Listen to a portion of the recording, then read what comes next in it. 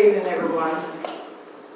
The Board of Trustees, Alief Independent School District is now convened. I wish to extend a warm welcome to everyone present.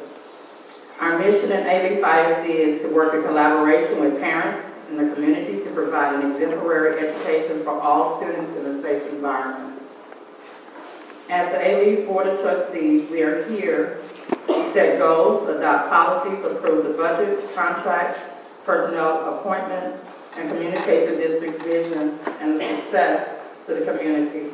It is not the role of the board to make day-to-day operational decisions. The management and day-to-day operation of the district are the responsibilities of the superintendent. This is a public meeting of the Board of Trustees and not a meeting of the public. School board meetings are open to all who wish to attend and hear the matters discussed. Audience participation is limited to the paper presentation of the meeting. These proceedings are being taped and video recorded, and I respectfully ask that you please refrain from talking while others are speaking. Thank you for taking the time this evening to join us and for your interest in Alief Independent School District. At this time, please stand as Craig Icahn, Public Relations Specialist, will introduce the group leading the Pledge of Allegiance and the Texas Pledge and a moment of silence. Color guard, attend, hut. Present. Colors.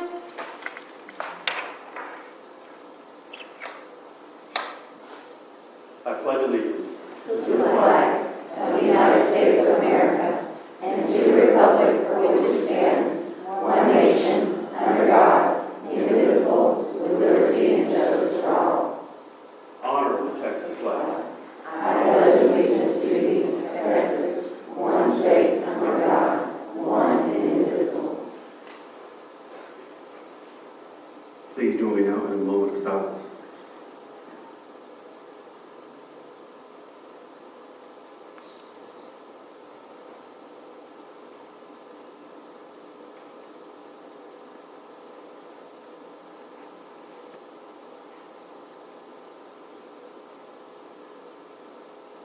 Thank you.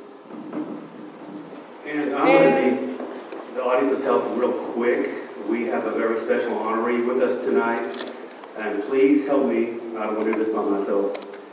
Today is Natasha Butler's 31st birthday. So will you please join me in singing happy birthday. Happy birthday to you. Happy birthday to you.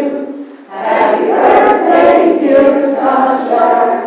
Happy birthday to you.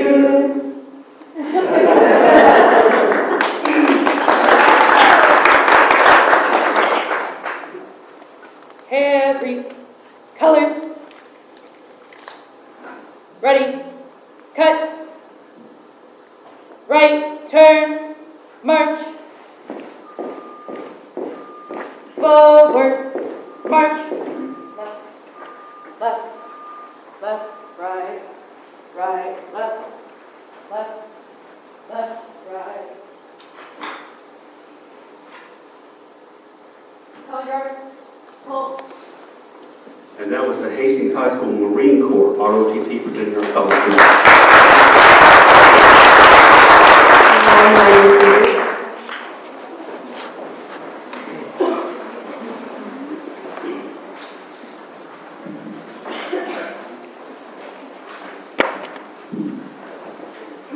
Thank you, Mr. Icahn. All the extra exits. At this time,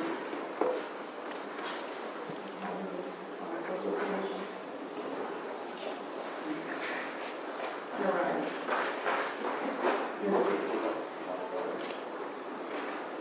D. Jones, come forward, please, and present the donation report for this month.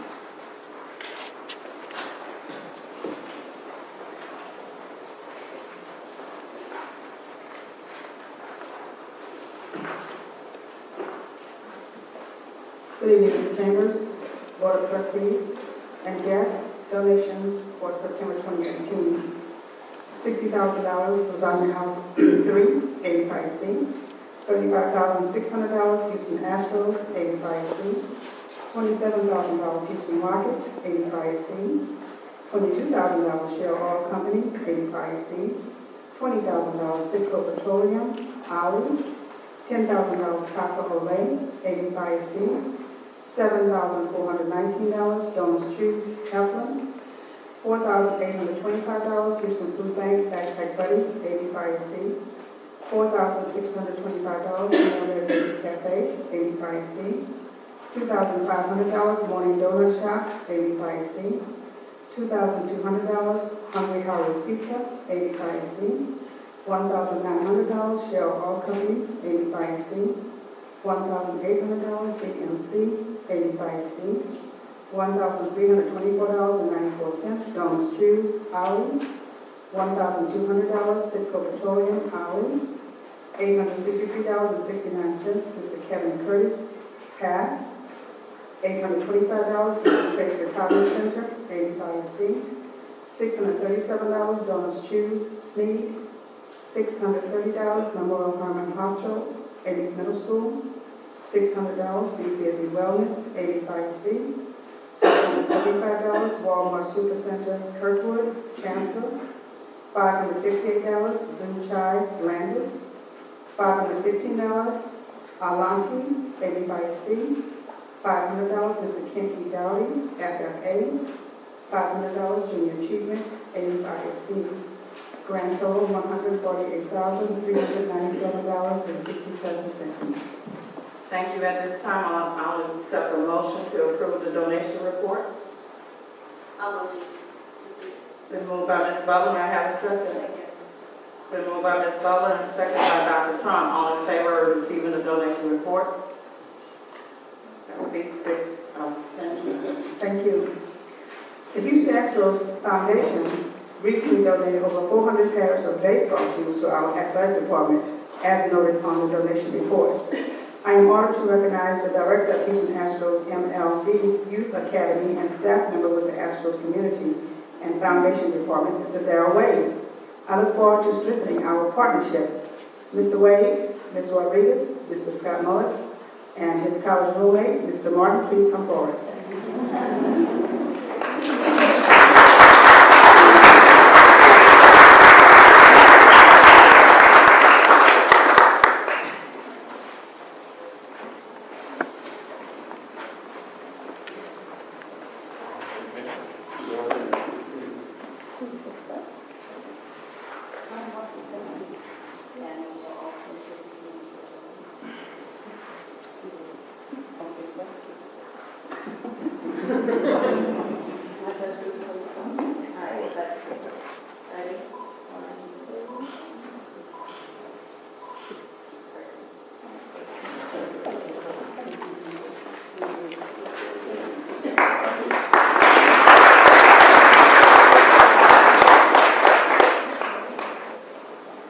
Thank you. Thank you, Ms. Jones, and thank you so much for all the support you all give to Alief.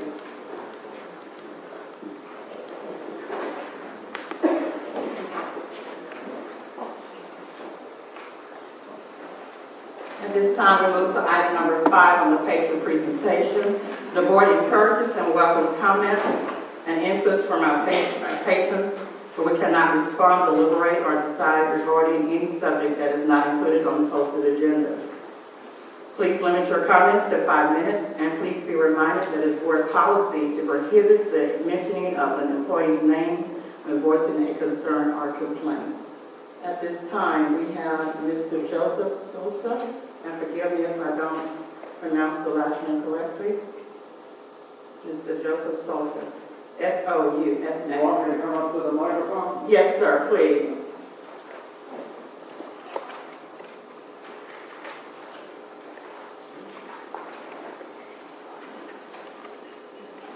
You'll have to let me know if you can't hear me. I am a big fan of the Alief School District. If you don't know it, you're very fortunate in the school district. It's very advanced. I'm particularly fond of this program they call Advanced Careers. This is extremely important, and you should know something about it or make it your business to find out something about it. As you can tell, I'm prejudiced, so you'll have to bear with me. Anyhow, you should be aware of what AI is by now, development in aerobics. Not aerobics, robotics. There is no question by the year 2050, we will have computers that are more intelligent than people.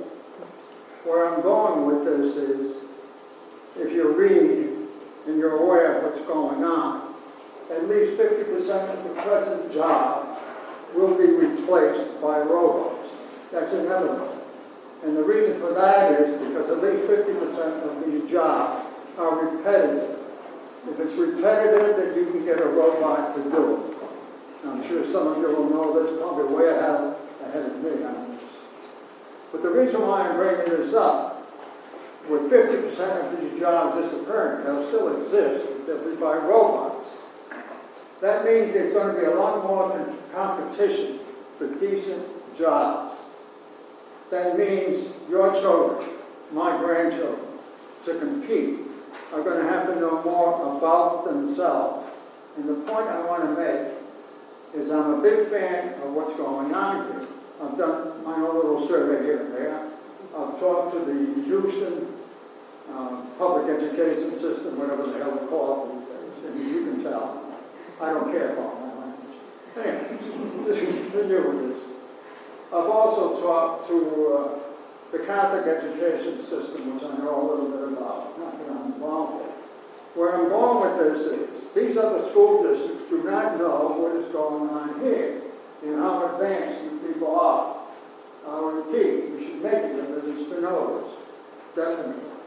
But you have to go a step further. To compete in the future, our children, the students, are going to have to know their strengths and weaknesses. Now, I know there's a certain amount of testing going on, but it's inferior. Again, I'm prejudiced. I'll repeat, it's going to be very important for these kids, these students, to know their strengths and weaknesses. You also have a further responsibility here.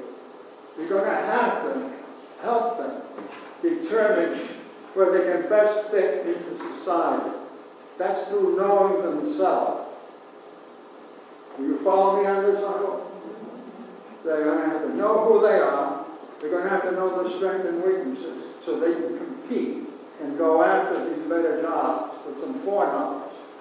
We should all be aware right now that, in my opinion, the public education system is at fault. You've got kids going to colleges and universities have absolutely no idea of what the hell they're going to do. They end up with a lot of debt. They get out. The best they can do if they don't know themselves, with the strengths on, maybe they can make $35,000 a year. Now, Houston has thousands of excellent jobs that cannot be filled because people are not trained for it. This is pathetic. It really is. We have to do something about this. I don't know if I'm making myself clear or not, but I want to stress we have to prepare these kids for the future by helping them know who they are and where they can best fit into society. That's basically it. Thank you.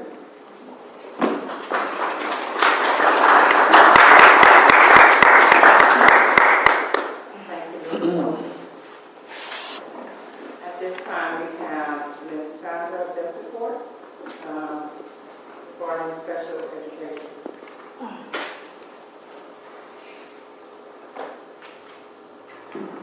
Good afternoon to all. Good evening, Mr. Chambers and the Board of Trustees. I also thank the previous speaker for sharing what I believe is also facts. Strengths and weaknesses is what he spoke of. I have been battling a fight for the past 5 years with Alief ISD. Back in 2015, I wrote a letter to HISD, and I quote, I, Sandra Betancourt, mother. I'm sorry, I didn't write out something to... Okay, I apologize. I quote, as a proud Alief ISD parent, I applaud and commend the efforts that the school district has made to help my ADHD son not fall between the educational gaps. Hence, no child left behind. Alief staff members have worked diligently to ensure that my bright son keeps motivated and learning at the highest possible manner in school.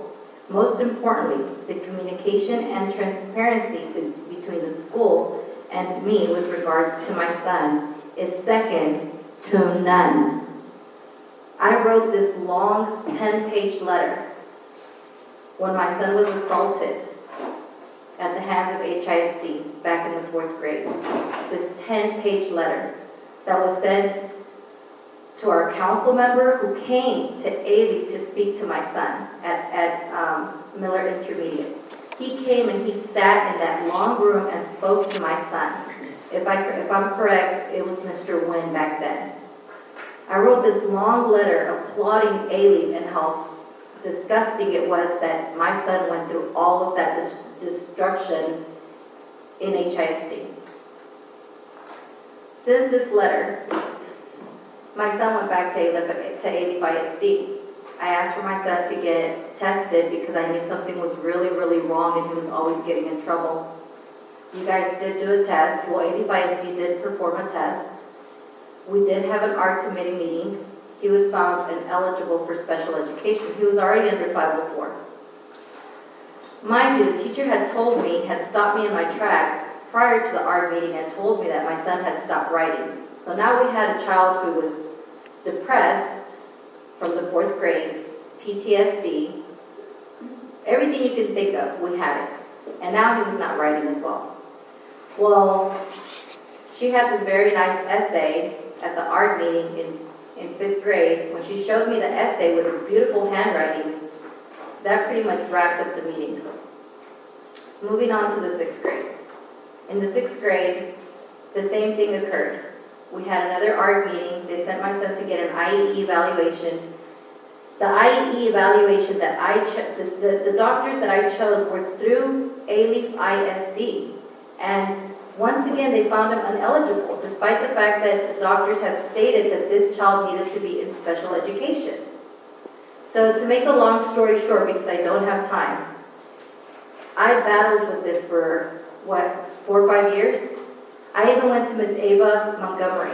All of this could have been stopped in the 4th grade, the bullying by the teachers. Teachers in the 6th grade bullied my son. Teachers in the 7th grade told me that I needed to remove my son from their classroom because I needed to put him on medication. That's discrimination.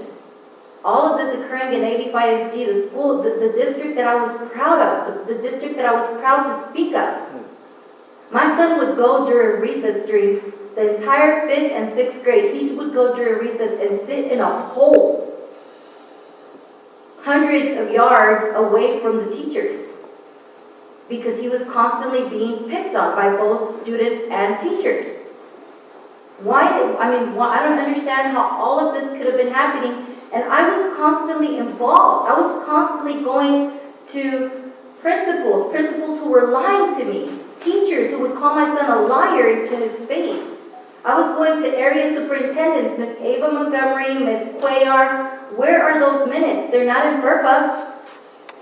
I have emails from Ms. Ava Montgomery telling me that she cannot give me those minutes because I had an attorney now. Well, my son is now in special education, I think. Whoever made it happen could have been the attorney that I hired. He did fall under special education for an OHI and autism.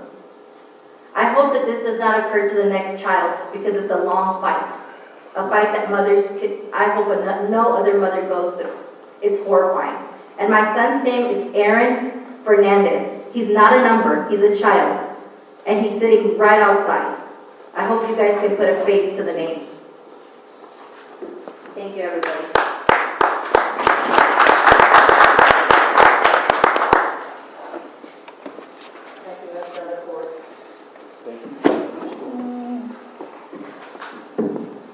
For we're moving on to item number 6, the consent agenda. Is there an item on the consent agenda in which the board member would like to have removed for discussion?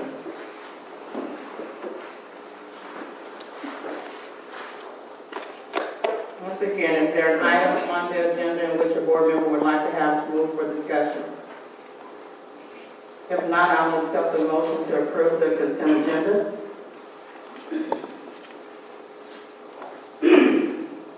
Make motion to approve the consent agenda.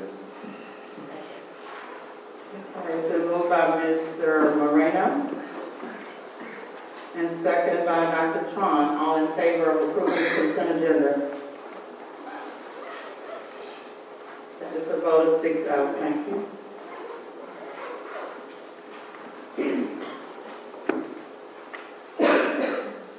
Item number 7 on the agenda is the road construction report. Mr. Woods. Good evening, Thank you, Mrs. Ms. Williams, Board, Mr. Chambers. At this time, Patrick DeGrando, Director of Construction Facilities, will provide a presentation for you. Sounded all very professional. Thank you, Mr. Patton. It's always wonderful to see you in this I had an presentation. offer that I could do it in 5 minutes, I could get free lunch. I don't know that I'm gonna make that. I'll try. We're currently in the 3rd year of a 6-year bond referendum. We're almost $10 million under budget right now. In the end of year 3, we spent about $170 million of the $341 million bond.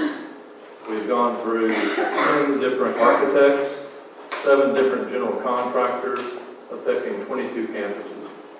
So me and Glenn have been very busy. So with that, I'll proceed through the slides here. First year bond referendum, we had the Center for Advanced Careers. You can see the budget was $76,600,000. Cost to date is $63,791,350. So I'm not going to go through every one of these budgets. I'll just say basically they're under budget. Curve Fine Arts Edition, we're under budget there again, $14 million. Cost to date $13 million. Alief Elementary, budget was $6 million. We spent almost $6 million, so we're still under budget. Also on the first year bond referendum, we had the 6 middle school gyms that we did additions to every middle school, added 1 gym to it. Budget for that was $23 million, and we're just under 23. It's like 22,951, so we're under budget there too. And those are the 3 different gyms for each one of the architects and the contractors below. This is just some eye candy here, you know. Center for Advanced Careers, we had the ribbon cutting last week. It was an awesome event. That's the smoothest run project that I've been involved in 27 years here. I mean, had the perfect team, perfect contractor. It was all teamwork. I had less problems with this than all my other projects combined. So I can say nothing but good things about everybody involved in that. Second year bond projects, security vestibules. We're pretty much wrapping up all those. You can see off to the right of each one of those projects what percent complete is, and we're basically substantially complete on all of them except for Elsick High School, which I believe we're going to take possession of that at the end of this week. And then O'Donnell, that was, we had some steel delivery problems and some masonry delivery problems. But it's just the addition part. The interior part of O'Donnell has been renovated, and you'll see that in a few minutes. So here's O'Donnell. This is the exterior addition, and in this exterior addition is only the waiting room and the conference room.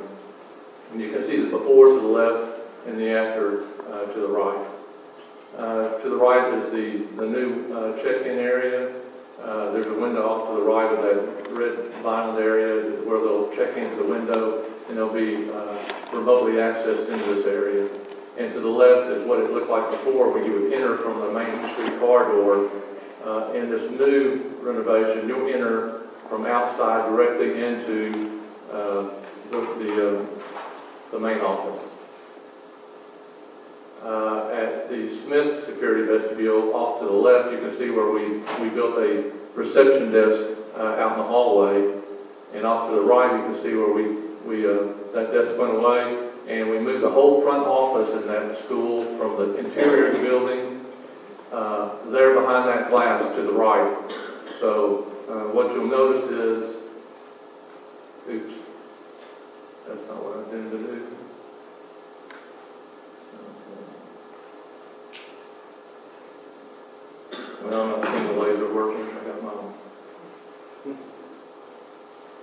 So, let me go back. All right. So what they do is they come in the front doors, they go into a glass door here, come in, check in, and they're remotely released into the building through that door right there. So that's the way that it works basically. At Smith, we also, and this is the old renovated area that used to be the office. You can see off to the left where that's the principal's office. You can see the courtyard out beyond the glass. That whole area now is turned into the LGI to the right. So they got a new LGI out of that also.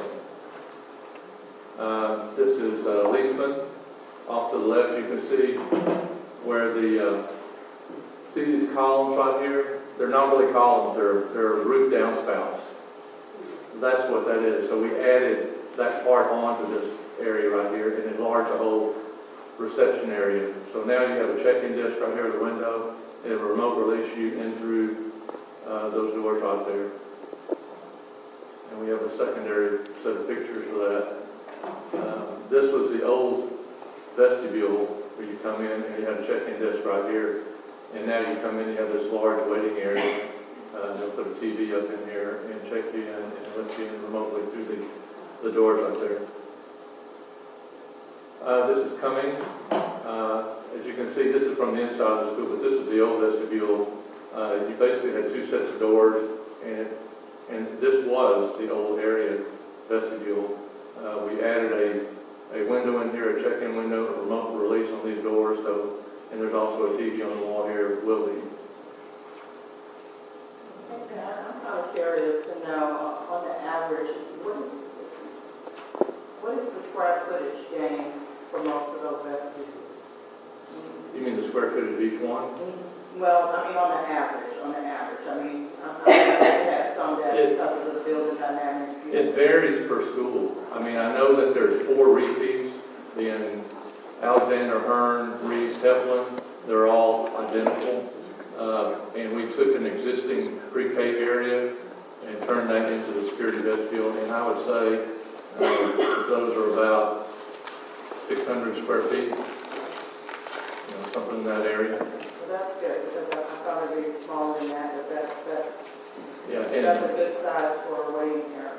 And it's probably not far off of that for Elsick right here. As you can see off to the left, this is the way it used to look. And all we did was enclose that column is the same column right there. So when you look at the interior of that, this is before looking from the main corridor into that vestibule, which was kind of a triangular space. That triangular space ran from here to there. And now we've expanded into this area, and it's a much nicer looking area. I mean, it's going to be awesome, because what they're going to do is, we haven't gotten it yet, but there's a 6 foot tall, a 7 foot wide Ram logo that's going to be interiorly lit with LED. It will be hanging from all thread down here, basically in line with this beam right here. So it's going to be centered between the top of that beam and about right there. And it'll be lit up. So that'll be awesome. When you look at Hollow, you can see right here the way it used to look. Now it's been bumped out in here, and you can see the new addition right here. And it's all glassed in, and we have the pictures of that. So that was the old desk right here. And the new reception area, come in the doors right in here. And this is the waiting area, and you'll be checked in and let in through that door right there if you need to go see the registrar. Or you can be remote released into the main building through these doors right here. I understand that Holland is complete. I'm sorry? Is Holland complete? Yes. Yes. They're occupying and everything. Albright is too. You can see here without the addition. Here is the addition right there. And the inside of that. This is from the reception desk area, and this is the waiting area. So the main entry doors are right here. You'll check in there, and if you need to see the registrar, they'll let you in through that door, or let you in through a set of doors right here into the main street. Hearn, like I said, Hearn, Heflin, Alexander, Reese are all the same situation. And what we've done there is this reception area is right behind that brick wall. So that's existing, this is new. And what they did was they glassed in this whole area right here. So that door is right through this vestibule. And you go in that room, and this is what you run into. And here's the glass, and it's right in that area right there. So this whole area is glassed in now. So we've got full view from this desk to the vestibule and into the main corridor here. So you got a nice catbird seat to see what's going on. And they'll also have cameras in the security in the vestibule that is right here that look out. Since they have a blind view to the front door, they'll have a camera that looks out through that so they can see what's going on outside. If there's something suspicious, they can hit the lock button to lock the front doors. This one is Reese, and you can see it's kind of similarity. This is the security vestibule, and going outside, and this is their view. You see they got all this glass in here, both the corridor here and the outside corridor there. And that's the reception area. Alexander is the same type of situation. This gives you a good view of that desk, about how much glass you've got. This is the security vestibule, and this is the main street, and this is the side corridor, which you have doors right here to keep you from going into the main part of the building that seal off the main street from the rest of the school. Petrosky's a little bit different. This reception desk was already there, that's before. As you can see in the new, and we moved the front office from back in the building to the front of the building. So now you can see from this reception desk, you still check in there, and you can see, this person can see the reception desk from that window right there, which we cut in, because that's tilt wall right there. So they remote released them into the front office.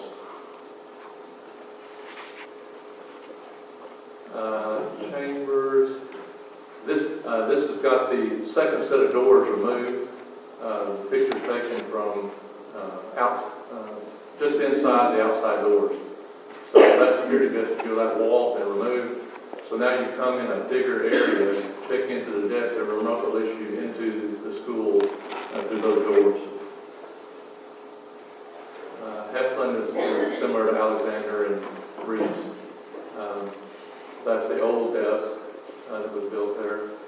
And let's see, Heflin, they moved the whole front office from where it was in the center of the school to that door right there opens into the vestibule coming in front doors.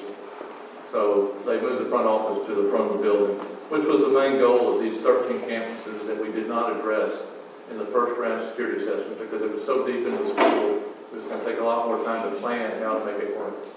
So, Pat, I want to stop for a moment and say, we're looking at the reconstruction and things like that, and most people see these and they think it's just, construction that we want to do. Just under our vision for security, it's one of the things that we want to make sure that the public understands why this was happening. In addition to that, I wanted to say, as I was looking at those buildings, I know I travel around other districts, and everyone is thinking security, but they're not thinking kindly of the parents and the people who have to enter those areas. So what I've seen in most of those photos is it's a welcoming. I think that Mr. Moreno, we really demanded that there would be a welcoming environment. It's not just about security and a lockdown.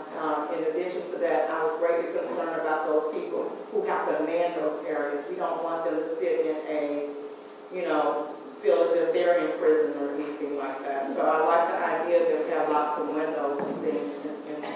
Yeah, and I think most of all, all these have a secondary side door that person behind the desk can exit, and the person cannot follow behind them if that door closes behind them. They're basically still locked out. So there is an escape route. So I just wanted to kind of add that because sometimes we have to reflect. As you said, we've gone some years now in doing vestibules, and we've seen it for a while with the CDs to understand that because of where they were located, why these decisions were made. Yeah, and you walk a fine line between being protective and giving the idea to the patrons of the district that they're not welcome. I mean, it's a fine line to walk. That's why we don't lock the front doors. Some districts will lock the front doors and have a push button, intercom intercom system. We're not doing that. Well, I'm glad that the thought of the board from that time has been implemented. Okay, so we're going to the second year bond projects. We just awarded contracts and signed contracts with portfolio contractors to do the Elsick Hastings Taylor weight room addition. They're about 1,000 square foot addition on each one of those weight rooms. The Elsick ninth grade competition softball field, we're waiting to put that out to bid to see. We want to see what the numbers were on the Elsick Hastings Taylor weight room addition. But I'll get into that further when we go further down. And the ADA projects, we're getting close to finishing the first 9, which was the first phase. And then we have another 18 following that. Third-year projects, got the multi-purpose center. I think we're still working on closing out on the property on that. So on the field house, what I was going to say was we bid that 3 times just to make sure we had the right numbers, because what was budgeted was about $500,000. And when we got the bids in, 3 different times we bid it, and we cost cut pretty much all 3 times. And it came in, and we finally awarded it for $1.6 million. I think the reason for that is it's split up into 3 different campuses. It's a small square footage on each one. And right now, the contractor being so busy, we got the best numbers out there, and we tried it 3 different times. So that is getting ready to kick off too. Like I said before, the Elsick competition softball field, that's going to follow through after, now that we know what the numbers are. And that plays into where we sit right now with our dollar value. ADA restrooms, like I said, we're finishing up the first 9. And when they're totally done, we'll get into the next 18, and we'll keep the board apprised of what's going on with that project. Multi-purpose center, like I said, we're closing on the property, so we've had an initial meeting with the GPD, the architect, so they're working on that right now. As far as the bond numbers, I think I mentioned to you before, this is quite hard to read, but I know it's right here is the number you need to pay attention to, because that's $9,700,000 something thousand. I can't see it on those. It's just under $10 million, like I mentioned before.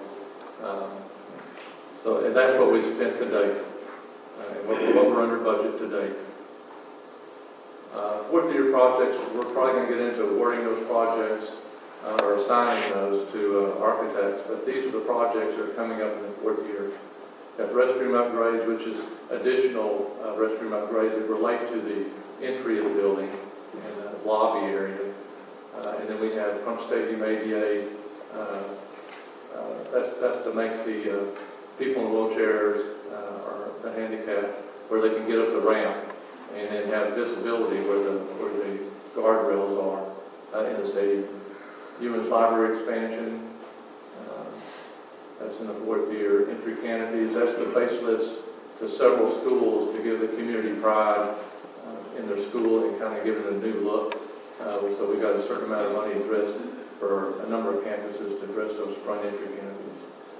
Reception areas, that also goes hand in hand. And we're thinking about the possibility of awarding combination reception areas and entry canopies because they interrelate. It would make more sense to have one architect do both those at one school than to split them up and have 2 different architects doing things that are contiguous with the other work. Pre-K facility, that's a big one out there. That's $85 million. And I know they got a committee right now put together working on that. And I don't really have any information about what they're coming up with right now. I know that's the big one. In fact, the pump ADA seating, we've had multiple ADA projects. This one is just what in your... Yeah, this one is a standalone one because it's more invasive. It's a lot different than the other ones. And I think initially, EBK did a study on it, but that's as far as we got on. They put together the information about what we're going to go off of when we get an architect involved. We'll give that to them to proceed with. Because initially this addressed the elevators and press blocks, but I think that in the bond committee meetings, I think that got cut out, if I remember right, because it was fairly expensive.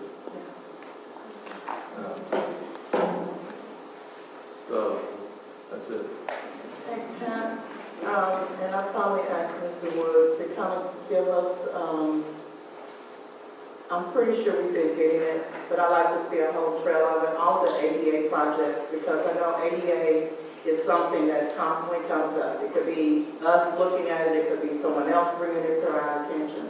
And I like to kind of see what that looks like. I think Okay. part of it kind of goes with, I'm going to say Ms. Roseberg on equity, trying to understand as well, where we're falling on it. But when I saw it, I was thinking, as long as I've been in the district, we've always talked about different ADA projects, and I like to see where we are and maybe be proactive about where we're going to go next. Yeah, it probably is going to segue into what maintenance is already dealing with on that.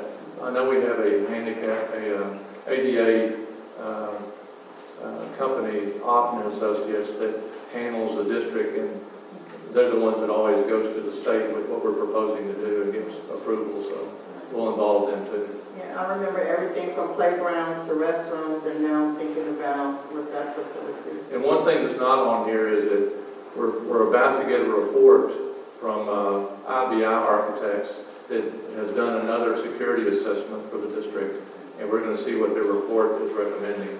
So that will be even another layer of addressing that issue. Okay. One thing I will say along the lines of something in the future, during the 15 bond steering committee, as Pat mentioned, it was cut. That's an elevator in the restaurant. We can, I don't know how much longer we can get away with it before we get called out on it. So we can't do it now, and it's not a part of the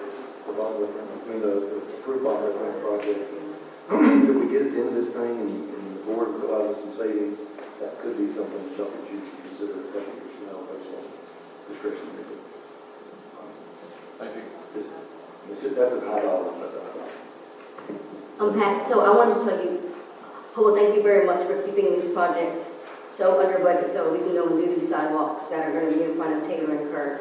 The amount of time that the business services has put into these projects and making sure that all those materials were, were cost effective is a very good use of our taxpayer dollars. I'm very thankful to that department for all the hard work that y'all put into this. Well, I've been at this a while. Yeah, I was kind of afraid, Pat, you were saying that the project went so well. I was like knocking something hard. I needed to continue to do that, and I need to. You're lucky if you get 2 of those in your lifetime. Thank you so very much for your report. In fact, you and Glenn, every chance we get, we'd like to thank you for what Natasha just said. If you go to districts our size with projects that he just rattled off, you have departments of half a dozen to 7 or 8 people. And these 2 guys, along with Jeff Delisle and Hilda and others, come to work every day and deliver, as you can see. So I can echo your sentiments about the taxpayers. Taxpayers don't realize how much money is being saved by the efforts of you 2 guys and Jeff as well. So thank you very much for everything you do. We saved you about $10 million just me and Glenn Allen instead of program managers. I know. That's why we didn't bring a program manager. Yeah, okay. I hear those little words back there. That was like, Yeah. Okay. At this time, we're moving to item number 8 on the agenda to consider approval of officially designating and renaming Alief Academy to Sitco Innovation Academy. Ms. Montgomery. Yes, I'm going to let Mr. Carey come up and do the intros. Good evening, Board. As you know, Sitco has been a long-time partner of Alief ISD, and that was evidenced again tonight by their large grant to the Ollie STEM program. Earlier this summer, Sitco approached us with a great opportunity involving our STEM Academy at Ollie and the possibility of that academy becoming an official part of the Sitco STEM talent pipeline. I have with me tonight Shannon McNary of Sitco. She is a CSR manager with Sitco, and she's going to explain the STEM talent pipeline and this opportunity that we have tonight.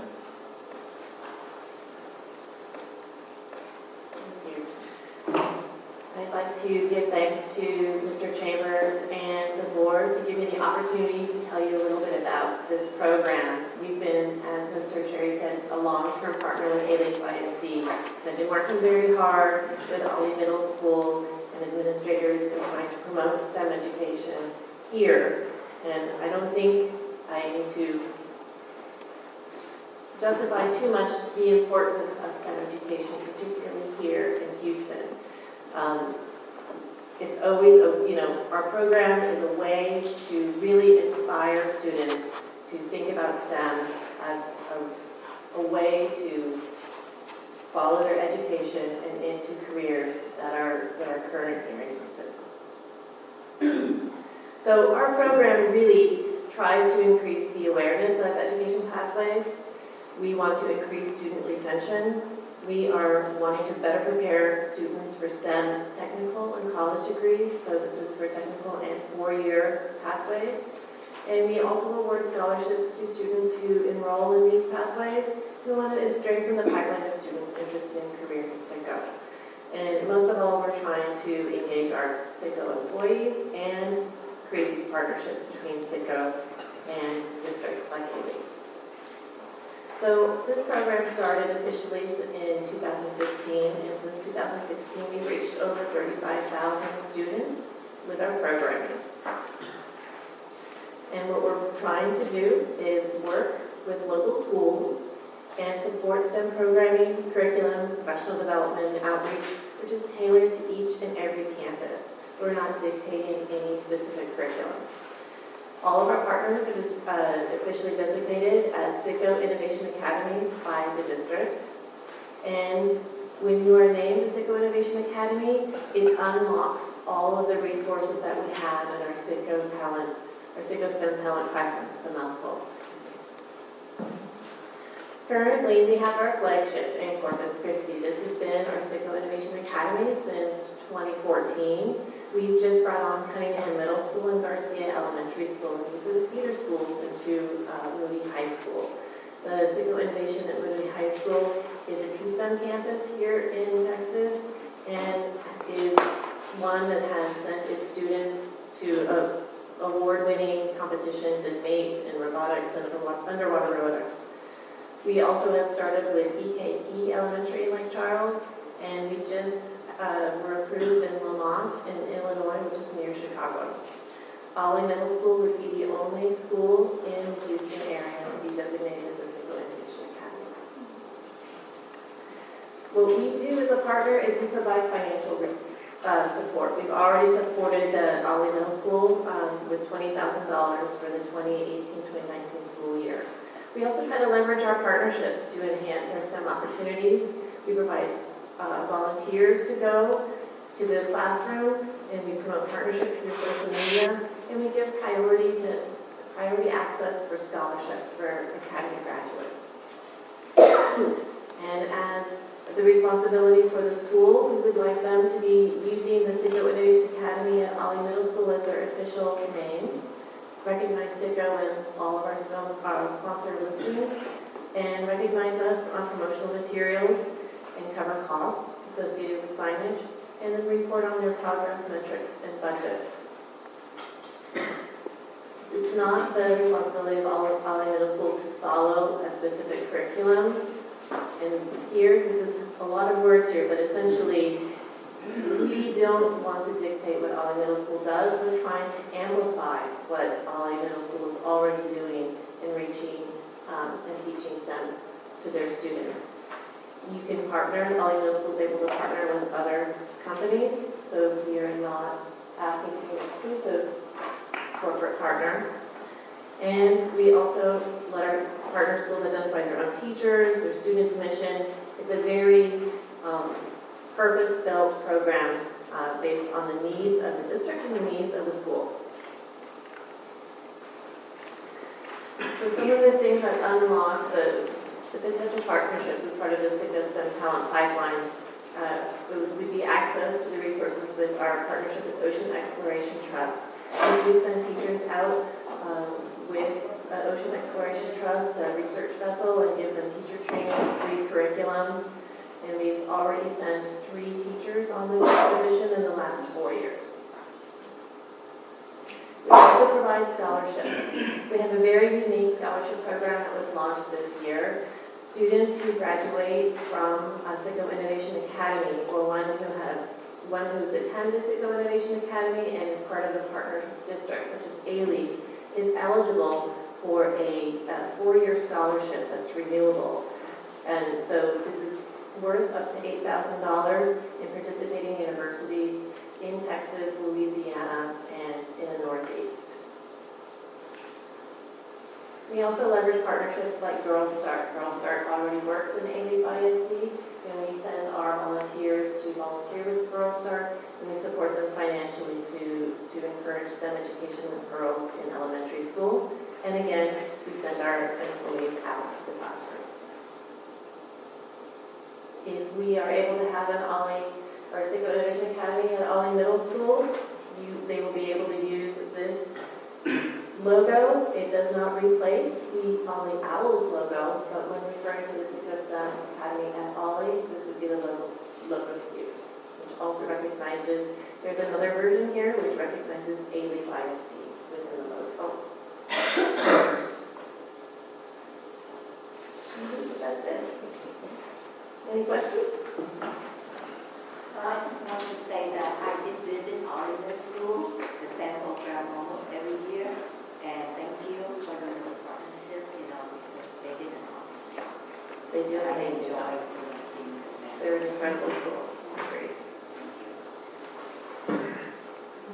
My question, and this is to Mr. Cherry, and I'm sorry I didn't get a chance to send my questions, as the board would normally do beforehand. This partnership with Sicko, I guess, is seeing the logo kind of answers the question. It does not change the name of the school. Because it's an academy, that's a school within a school. It's a section within the campus. Am I correct? Or? Yes, ma'am. We currently have a STEM Academy at Ollie, so it's renaming just the STEM Academy at Ollie. And that is, we had the opportunity this summer, Sicko, several of us went down to see Moody High School. It mirrors what they do at the high school level with their CTE program there within high school. It's not the entire high school. It's a school within school or part of the high school. Let me also add, I am very appreciative of Sicko and the partnership that they want to develop with us, especially in the area of innovation. I know that several of our board members have been closely participants of that, and their children had that opportunity. Of course, we are excited of the fact that other students are going to have that opportunity. I think we are currently doing some things at the elementary area, so that means that we know that they can matriculate into that program. So we're very pleased that we're doing this at this time. So thank you so very much for what you're offering. I think that was one of the largest concerns of individuals is understanding how, that partnership works. And I'm gonna go way to the edge here. I love Sicko. I love all our partners. But if another person decided or another organization decided that they wanted to be on the opposite side and develop its own academy, would there be a conflict in doing that? I don't think I saw any of the documentation. No. Because you never get enough of STEM, especially, for I think there's enough room for everyone. Okay, all right. I wanted to hear that. Any other board members? In fact, I think I heard in a presentation that even in Ollie, if there was another academy, like an arts academy or something, wanted to be there, it was not exclusive only for that campus. Correct. So they would share it. Is that correct in your presentation? And we're not exclusive to other energy companies. If another energy company wanted to come and support Ollie, we would welcome that partnership. Very good. One of the other things that I thought was kind of interesting was the fact that there was no specified curriculum. So what I would kind of be interested in understanding, Sicko lending their name to us, funding those projects. I kind of want to know where's the accountability to kind of hold us. Absolutely. So we do have a grant agreement in place where there are metrics and progress reports necessary as well as financial reports. And with those metrics, it does count mostly outputs, mostly the numbers of students served, the number of events, and then the progress reports do dive in a little bit deeper to make sure that the school is following what it promised to do for the year. So the school identifies its priorities, we support them, and they report on how they achieve them. And the fact that we're having this wonderful logo and everything set, that means that, Ms. Butler, that Citgo is going to be around for a while, right? I hope so, absolutely. We plan on a long-term investment. We're hoping to grow the program down and up, down from to the intermediate and elementary and up to the high school. And so it's something that we need to navigate. Well, I say that because most of the time as board members, that's what we're looking at. We're looking to see, you know, when companies are coming in and how long they will be around for us to sustain, you know, the program. So, Yeah, we haven't just jumped in with Alief ISD. We've been here for a while, and I hope we are for much longer. well, we're glad to know too that we're the only ones in Houston that you thought of nothing else. Partnership is made easier here in Alief. All right, board, anyone else have any questions? If not, thank you so very much. So it is recommended, I'd like to make a motion to, I'm sorry, make a motion to approve the officially designating and renaming Alief STEM Academy as the Citgo Innovation Academy at the Alief Middle School. May I have a second? It's been moved by Mr. Moreno and seconded by Mr. Nguyen. All in favor of considering this? In favor? Okay, we have 5. Opposed? Abstain? Thank you. We have 5 no opposes and 1 abstaining vote. Thank you. D. Jones and Karen Jacobs voted in favor. I'm sorry, your vote can be recognized. But thank you so very much for your support. Thank you so very much, Ms. Jacobs. No, here. Oh, this is for numbers.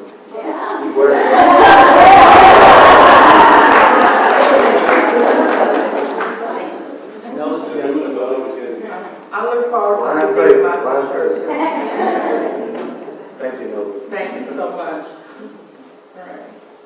Next item on the agenda is number 9, accountability and campus improvement. I won't even call the name because I know it's wow. Yes. No, I am going to come. But I do want to thank Nelda and Shamika for coming, and I know that they are just thrilled about the partnership and the continued relationship with Citgo. So thank you, Shannon. We really appreciate it. Look forward to great things. Bob, too. Bob's very excited about this formalized partnership or relationship.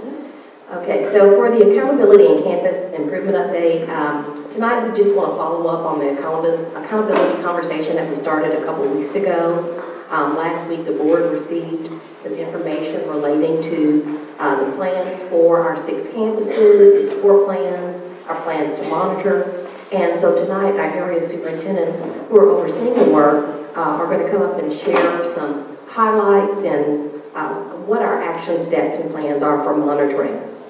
We've invited also our principals of those 6 campuses. They're here in the audience tonight, as well as a number of individuals, school improvement specialists, and some of our coordinators and directors who are also supporting that work. So it is a team effort. And so I'm going to have Nancy Trent. She's going to come up and she's going to start us out. Ms. Montgomery, can I before we get started then? Yes. I'd like to go on record, and I know I've had conversation with our board president, also with our superintendent, to make it clear. I know when we had that last workshop, and there were a lot of staff and directors and coordinators that were there, and you kind of had a feeling, I asked personally questions and so forth, and so it's kind of, some of the questions that came back maybe looking like me as a board or me as a board member was not given information about certain things of the county, accountability and so forth. Talked to the superintendent, and again, going on record, he went back to our board notes. We get communicated with every week from the superintendent. It was in a different language that I'm not an educator, so I didn't understand that language until Ms. Martinez gave her presentation and gave out some of the things about what the scores and the MMS and all that came through. Then I understood. So I went back and read it. Now I know some of the language, so I understand. Okay, so I just wanted to make it clear that yes, we were communicated with some of the information and some of the words and accountability and some of the scores and so forth, but I just didn't understand what it meant. Okay, and so that was more personal for me. So I just want to make that clear to everybody. So may I add to that too, sir, as well as yes, we did receive the information, but for some of us who like data overload, we wanted more data. So we really appreciate the fact that everyone decided to adhere to our requests and try to help us to work to. An open up conversation. Yes, and, absolutely, And yes. more information. Absolutely. We appreciated it and absolutely plan to make sure that those data conversations continue. So without further ado, Nancy Trainer. Thank you. Good evening, Board, Mr. Chambers. I'd like to start by, I referenced the one-pagers, which are really four-pagers that you received for each of the campuses. And I just want to start off by thanking Kathy Yon and her team for really putting together the information in a way that I feel really helps us all better understand. The more conversations we're having, the more we're looking at this information, I think the more we understand the action steps that we need to take to move forward. So our presentation that Dr. Page and I are going to share with you tonight is really just about that, taking the data and moving into the action phase. So when we talk about moving from a 3-4 focus to maybe a primary focus with our young students who are just learning to read, or looking at looking just maybe at ESL students, from ESL students to all students, because our accountability system requires us to look at all students. So we can't be too focused in on one particular group at the expense of all other students. So tonight you're going to hear about the actions that we're taking specifically with our 6 high priority campuses that we have in Alief currently.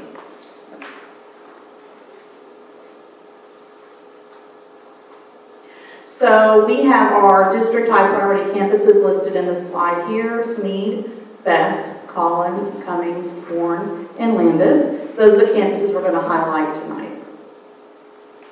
So as a district, we support our campuses collaboratively, and these are some of the ways that our teams come together at the district level and support those campuses. Of course, we support all campuses, but when we have these high priority campuses, it's really important that we have specific ways that we support them. So when HR and central instruction come together, we're really looking at are the best people in the best places with those students. And we collaborate to have those conversations to make sure we support all our employees that are on those campuses. We have our monthly oversight team meetings with central office instructional support. And those are ongoing throughout the year to look at data and ways that we are specifically meeting the needs of individual campuses. Of course, principals are very involved in those discussions. They talk weekly with their area superintendent. We walk through, we send emails, we give verbal feedback, just lots and lots of conversations on those campuses. And then, of course, our accountability department helps us with the TASE process, really developing those specific campus needs as we go throughout the year. So the members of the central support teams are listed in this slide. Of course, Dr. Page and I are the area superintendents of these 6 campuses, and we work very closely with our principals to make sure that we're having conversations, that we're not just having the same old conversations, but we're having different types of conversations about how we are monitoring constantly how our students are performing, and that we have systems in place to make sure that we are not just doing the same old thing, trying to get the same old results, because we are looking to move the needle. And so it's really important that we are having conversations that actually result in that movement forward. Our content coordinators, of course, work very closely with specialists, making sure that we have TEKS-based instruction, and that all of our instruction is aligned with our pacing guide. They're monitoring the instruction and the PLCs, just looking to make sure that our district common assessments, our CCAs, are well aligned with our TEKS, which of course is how they're assessed through STAR. Our school improvement specialists also work closely with the campus specialists, really making sure that they monitor their systems that they're putting in place to look at student data. They work closely with the campus interventionists to make sure that we're flexibly grouping and meeting the needs of those students. So they're on campuses most of the time, working directly with those folks in the trenches in classrooms. Our PAS specialists monitor campus climate. They work with the above and beyond teams, making sure that we're adhering to our Safe and Civil Schools format and utilizing programs such as restorative practices to keep those positive relationships with students intact. Of course, our accountability team supports the development of the targeted improvement or turnaround plans, and they also generate reports for us as well as facilitate our ongoing TASE meetings. The accountability team is also very visible and present on campuses during planning meetings, PLCs, they're in the classrooms, so they're not just talking about the work, but they're watching and they're also having conversations from their own experience and their own observations. And of course, our HR directors are on central oversight as well this year. That's a new addition to our team. They really are there to listen to anything involving employee matters. If we have staffing needs, they recruit. If we have staff members who are struggling, they work with principals to help grow those staff members to better meet the needs of students. Ms. Trent, I have a question. Yes, ma'am. As far as with the accountability team, how is the information communicated to the campus? Is it accountability team to the principals? Is it to the instructional coordinator, coaches, or whatever? How is that communicated for accountability? And I think Ms. Broad and I were all talking about how we know Alief looks at data. And I know what it looked like in the past. What does that look like now? So the accountability team, and I don't know where Natalie is, if you want to correct me on this, but when we get those state scores, those go directly to the principals, so they can look at those reports and start mulling over them to see areas of growth and areas of need. But we also have our coordinators who look at the DCAs, and we have a common folder on our S drive at the district level where the administrative, the whole instructional team, coordinators, principals all have access to look at their specific campus reports as well as district reports.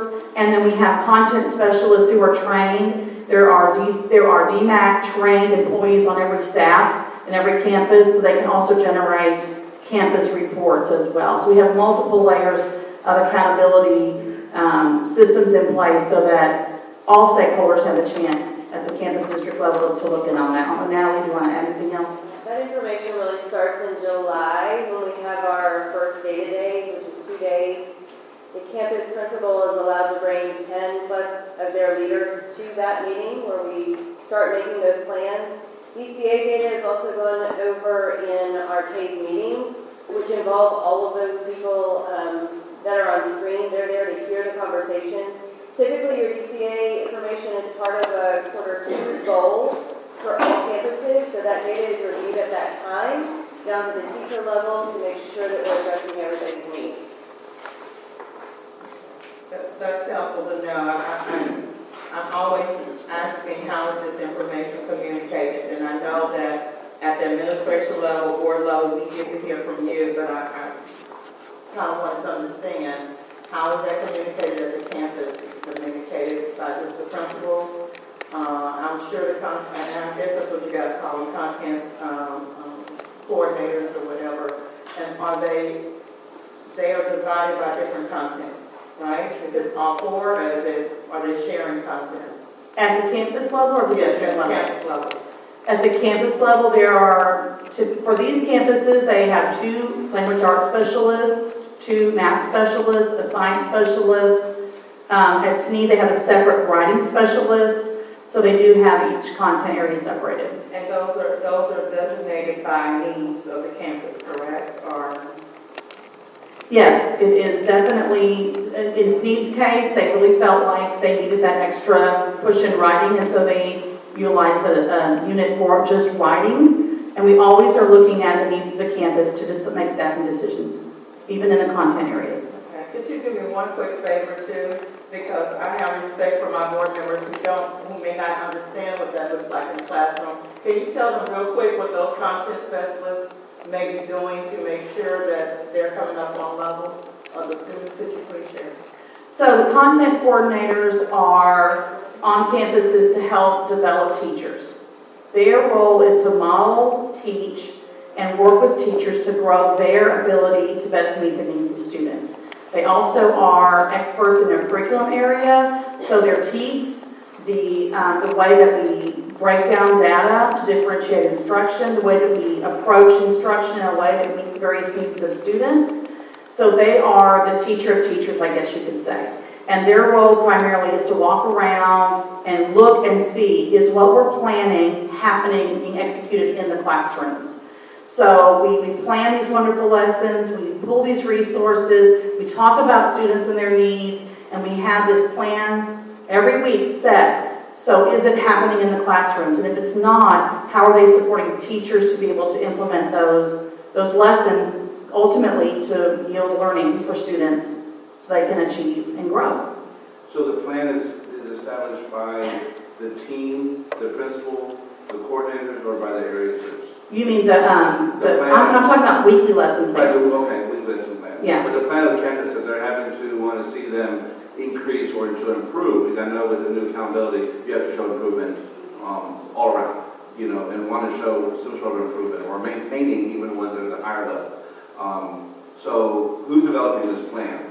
The TASE plans, is that what you're? TASE plans. The TASE plans, yes, that's a collaboration with the leadership team at the campus, accountability area soup. But, it's driven by the campus and facilitated by accountability.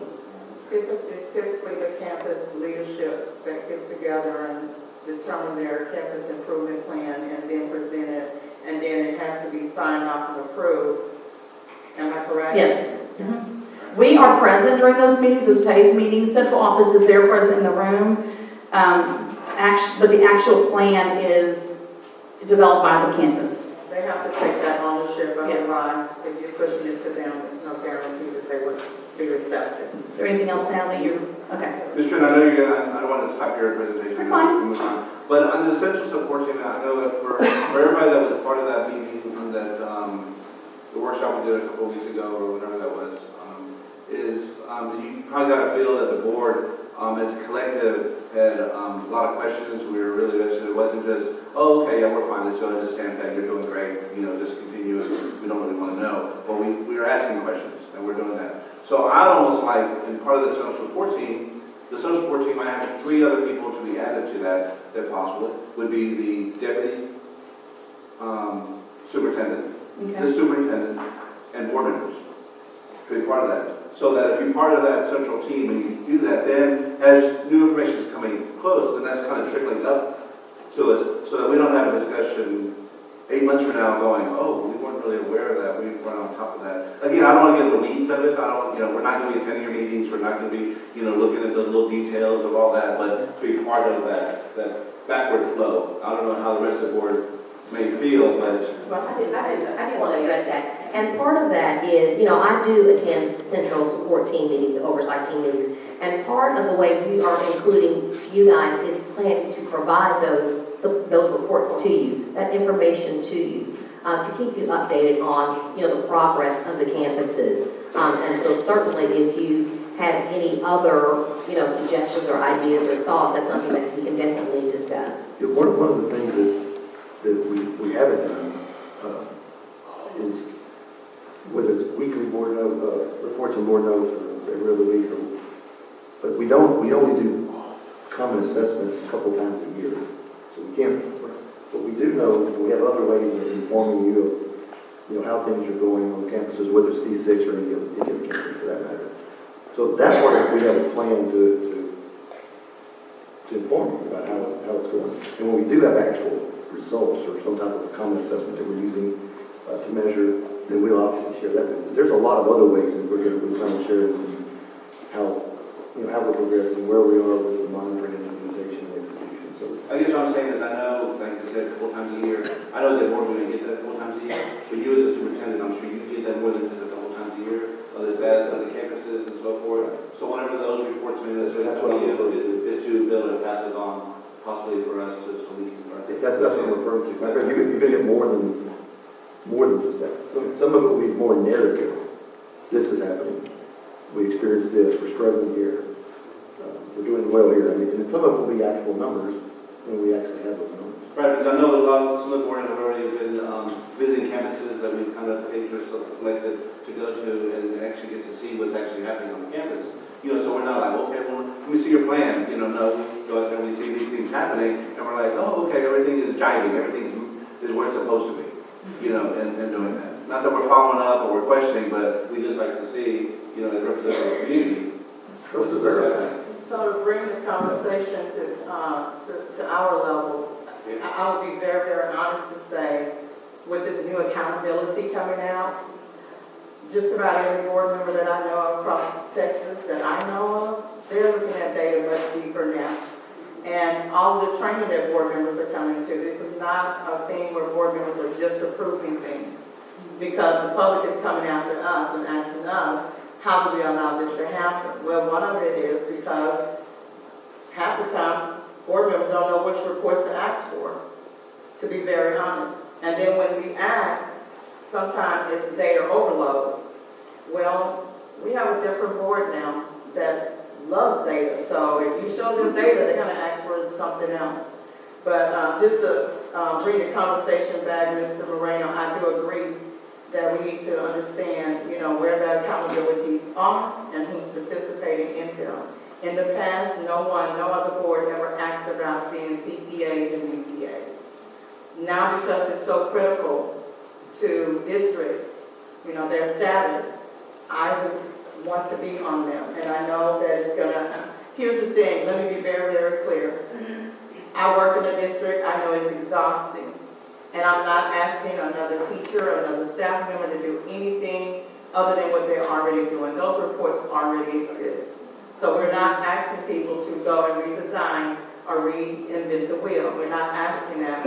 What we're saying is put it in a format that the board members can say that we know what's going on. We don't want the public to come back and tell us what's going on in our backyard. It doesn't look good and it doesn't feel good as a board member. I think that that's what's causing a lot of pain in other districts, because board members are having that aha moment and they are running frantic and causing a lot of stress on the people in the district. So that is not what we're asking for. We're asking to be a part of that discussion and to know. We want you guys to trust this board. This is not a board that wants to start digging and dictating. Believe me, we have no time for that. We have other lives. But what we want to do is we want to be very much aware of what's going on. And just like we know how our budget looks ahead of time, we want to know what our curriculum and our data looks like ahead of time. That's where this board wants to go. Okay? Well said, thank you. So just know, as an instructional team, and I know many members of the instructional leadership team for the district are sitting in this room today, we are having those same conversations about the way that we're going to meet that request. So moving on to our 6 campuses, I hope you can, all these two, okay. So we have 6 campuses currently that we are focusing on, and if you look at the top of the chart there, this is the information by grade level and subject area regarding their performance in their A&M average, their meets and masters averages. So that was information that I know has already been provided to the board, so I'm going to focus more on the actual actions that the campuses are taking regarding how they're looking at their strengths, their focus areas, and how we're going to support and monitor their improvement as we go through the year. So first we have Snead Elementary, and at Snead Elementary, their campus strengths this past year was that they had a gain in their A&M average in 5 out of their 6 areas. So their approach meets and masters, if you look at their information, in 5 out of the 6, they had gains, and in the one area that they didn't, they stayed flat. Their ongoing data meetings with teachers to analyze student performance that inform differentiated instruction is an area that they see as a strength. So that when teachers are working to analyze student performance, they're looking at differentiating instruction, because we know that those students that are sitting at the approaches level, we need to move them up to the meets, and then we need to move our meets to the masters and keep those master students at the highest level. Also, their new administrative team members have developed systems which are already having a positive impact on campus climate and communication. So in their handbook, they have created lots of systems where they're trying to speak a common language and communicating in a more clear manner. Their focus areas at Snead are to use more consistent SIOP protocols for language development, have more effective small group instruction to differentiate and move all students to the next level, and to streamline their campus practices and procedures. So it's this SNEED way, making sure that teachers all understand that it's SNEED, this is how we operate, and making sure that we are implementing the pieces that we've learned to grow all students to that next level. Also, they're working with Ruby Payne's book, Understanding Poverty. So lots of different layers at SNEED this time. The way we're going to support and monitor their work is we're going to have weekly classroom walkthroughs with teacher feedback by campus and central support teams, and provide ongoing coaching to teachers. So while some of these things may be, well, haven't we done that for many years? They're being a lot more specific and intentional with the way that they're coaching their teachers. More closely monitoring their K-2 reading levels to build a strong foundation for STAR years. Sometimes we focus on those STAR students that are taking those tests in 3rd and 4th grade, and it's very important that we focus on our primary students so that they're STAR ready when they hit 3rd grade. So there's going to be a lot more monitoring of those primary students to build the foundation. And then the last piece under support and monitoring you'll see for all of our campuses that Dr. Page and I are going to discuss today, and that is central office monitoring student data, including ISIP, iReady, CCAs, DCAs, and attending campus PLCs and planning meetings. And that's just something that we have to be consistent about as a district, making sure that we're keeping our eye on each campus and their individual goals and how they're progressing, so we can intervene as soon as we can. So that's an overview for Smead Elementary. Collins Elementary. At Collins, their strengths for the math program met standards in all domains and primary grade levels, outperformed district averages in passing an average score on DCAs over the past 5 years. They have a strong math program, and they're continuing to show growth in that area at Collins Elementary. They did meet standard on Domain 3, closing gaps in reading and writing, and they have an experienced leadership team at Collins, and that really creates a campus consistency that enables them to continue moving forward with their teachers. Because when you have new folks on your leadership team, you've got to train them up a little. It can create a downfall in some area where that new member is. But Collins has a very consistent ILT team, and it really does show in the way that they operate as a team. The focus areas at Collins this year, they're going to incorporate those SIOP strategies. Those are for ESL students, more effectively to address language development of those ESL students. Literacy across all content areas with a focus on language development, writing, read aloud, comprehension strategies, and vocabulary development. And differentiated small group instruction with coaching for teacher effectiveness. So while we've done small group instruction for years and years and years in Alief, they're really going to work at Collins on making sure that those teachers have those coaches in place for them to give them that feedback to help them be more effective in their implementation of small group instruction. So you see a lot of heavy language focus at Collins with the work they're doing, because what we know is that they have a heavy ESL population there, and their math systems are in place. It's the language systems that they're really working on at Collins. In the support and monitoring, the English Language Arts they're going to conduct bi-monthly campus walkthroughs on all grade levels, focused on teacher to student talk ratios. Because what we know is that we need to make sure our students are doing the work, they're talking. It's not all teacher talk. So we want to make sure that we have very intentional opportunities for students to make sure that they're doing the talking and the learning and making those connections with the curriculum to their language development. Campus walks weekly with central oversight to debrief progress and collect evidence of work. So we're really going to be working at Collins on making sure that we have ongoing walks, and that we're making sure that the central team is engaged in conversations to ask the right questions to help grow instructionally for those teachers, and of course to see the results in that student work. Waiting too long too many months, too many teachers not addressing the language needs of their students can actually cause a detriment to their goals. And then the last is the central office, the same action that we're taking for all 6 of our campuses. And then at Horn Elementary, their campus strengths are, they did meet standard in domain 2B, which is relative performance on math, and they missed 4 other domains in reading and or math by 1 or 2 points. So the goal of meeting standard in math is extremely attainable for Horn. They just barely missed that. The teachers have targeted training and collaboration opportunities that chunk learning into smaller pieces so they can promote effective implementation of SIOP and data analysis. So instead of having large, timely professional development sessions where teachers leave without specific action plans, they have chunked it. So teachers can learn it, implement, learn it, implement, learn it, implement, and specialists can gauge how it's being implemented in ways. Also, this year at Horn, their STEM focus is still strong, and it includes Girl Start, STEM Showcase, and this year they began their 4th grade STEM Academy at Horn.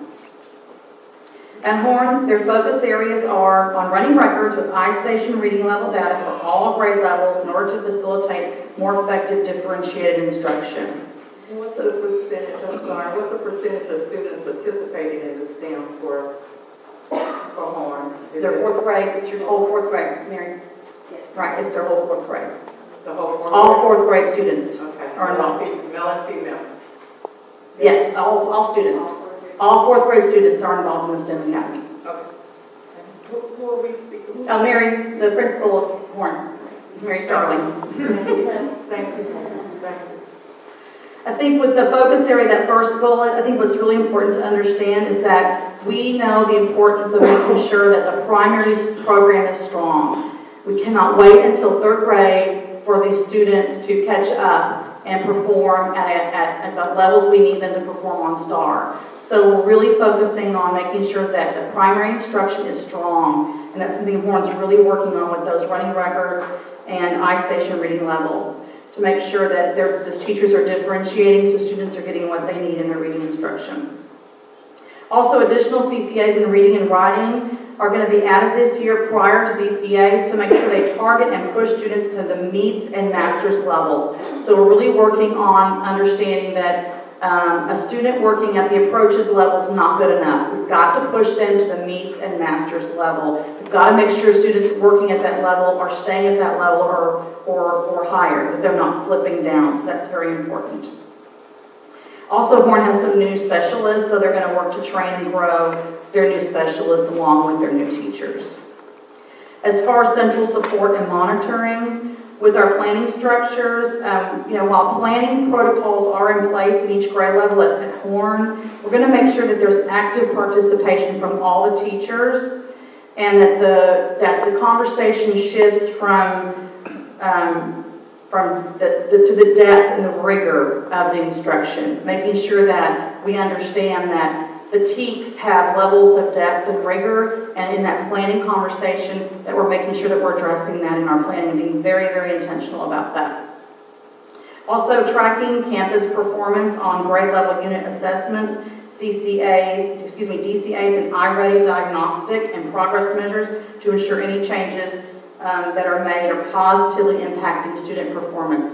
These are just some ways that we can really monitor them ongoing throughout the year, because one thing that you mentioned that we all agree with is we have to continually monitor progress in every way we can, both in a formative way and in a summative way, because we can't, that STAR test is an autopsy, I guess, if you will. It's too late at that point to, we have to be continually monitoring student progress and then, making those adjustments that we need to make with our teachers and how we operate as a professional learning community. And then, of course, that last statement for Horn, as we're being consistent with all 6 schools, is just monitoring their data and making sure that that we're at those planning meetings and supporting all we can at the campus level, at the district level for these campuses. Okay, I'm going to turn it over to my colleague, Dr. Sue Page, to talk about Area B. Good evening, board members and Mr. Chambers. First of all, I do want to share with you, Ms. Williams, that sense of urgency that you were feeling when you said you didn't want to be caught off guard. So I'd like to recognize those principals of those 6 campuses, because these are the people who live, eat, breathe, drink their schools. I want you to know they cried tears. They did not want to be in this particular position, and they are ready to move on and out. So I'd like to recognize Ms. Kelly Upshaw. She is the principal at Landis Elementary. Kelly, would you stand up, everyone? Also, Mrs. Mary Starling, who is the principal at Horn. Mrs. Renee Greevy-Canales, principal at Best Elementary. We have Mrs. Kristen Cregan, who is the principal at Smead Elementary.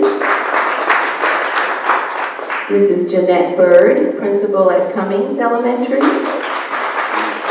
And Mrs. Courtney Marshall, principal at Collins Elementary. You know, Miss Trent talked about the work that's being done at each one of these campuses. But we know at the end of the day, the people who really have to do the work are the people who are there basically 24/7. And those are those principals that we see seated.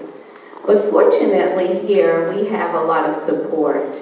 And I would like to recognize the school improvement facilitators. So if you all would stand up, because you provide a lot of support to our campuses.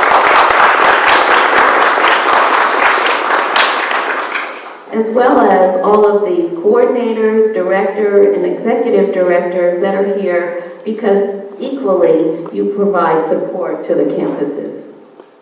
Please stand up.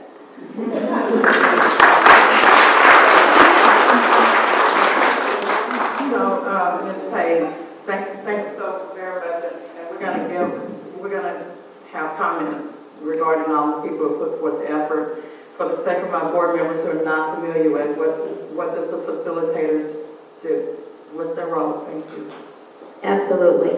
And I know you received a plethora of information from us, but what's so important about those school improvement facilitators is because they get on those campuses and they know them intricately. You asked, how did teachers receive data? How did they get information? Who helped them to analyze that? That's what those school improvement facilitators do. They are so wonderful that campuses beg to have them have an office on campus because they provide so much support to them. They're in the classrooms, they're looking at the data with teachers, with the principal, with the specialists.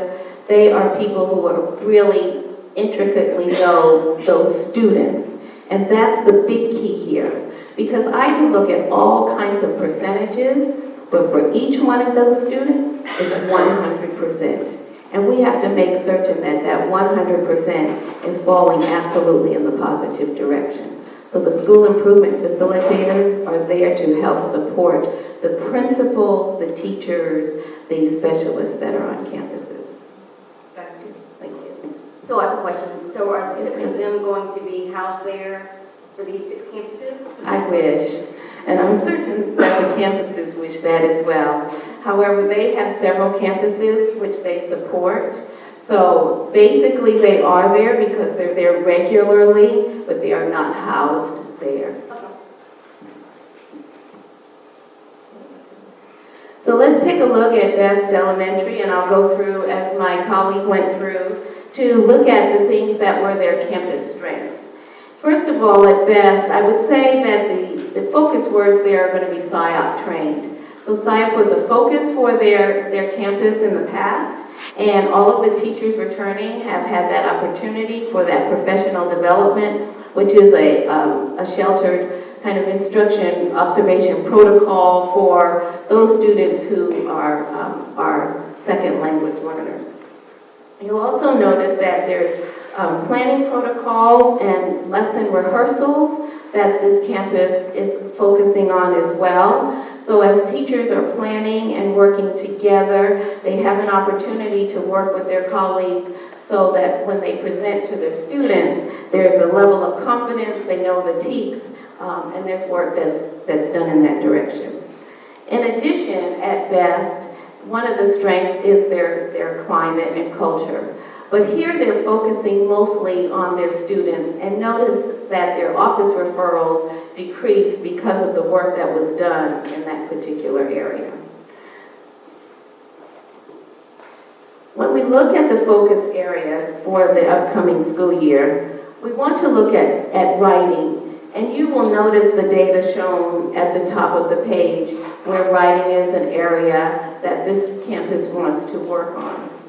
The teachers love the opportunity to be able to go to the Empowering Writers professional development, and they're very excited and anxious to get that started and implemented on the campus. In addition, with the reading, they were looking at next steps to guided reading, and it's a particular process called, or program called RISE. And so we are doing some work there where students are getting additional support, time in reading, so they can strengthen those skills. And also there is going to be focus on teacher coaching. Coaching has been utilized at this campus for a couple of years now, and it's something that they continue to do because they find the value of having that just in time, that real time, the person right there to support the campus and support the teacher in the classroom in terms of coaching. And once again, there's some fairly common themes that you will see in terms of support and monitoring, but it really is about the feedback. People grow when they have that opportunity to have feedback, to reflect upon that feedback, to implement those kinds of skills, and then to have some more feedback on the work that they've been doing. There's a lot of analysis on student data at Best as well.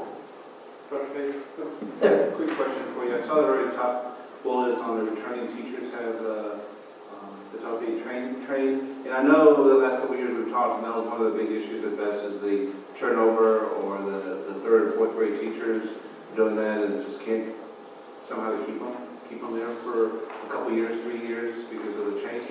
A percentage would be nice on that of what type of returning teachers. Maybe Ms. Canal, I think Bill can answer that if she knows. Sure, I'd be happy to get that for you. Okay. That's not a big issue. That's where I've seen that scores on fourth grade writing. If it's a constant changing of teachers every year in third and fourth grade, I don't know. We're getting ready to get you guys a staffing report.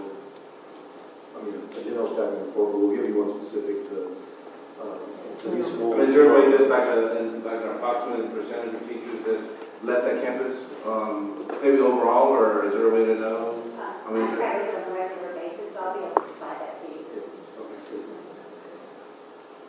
I mean, I know for some of these schools, district average turnover for teachers is 9 or 11%. It's pretty low. For their campuses, in some cases, it's a difficult area, it's a difficult population.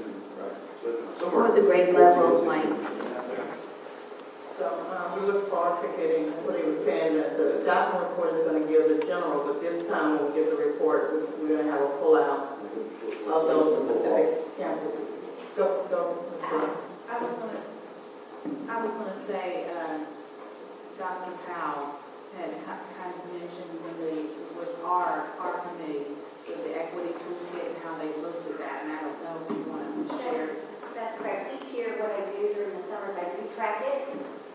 Come to the mic, please, so we can get that.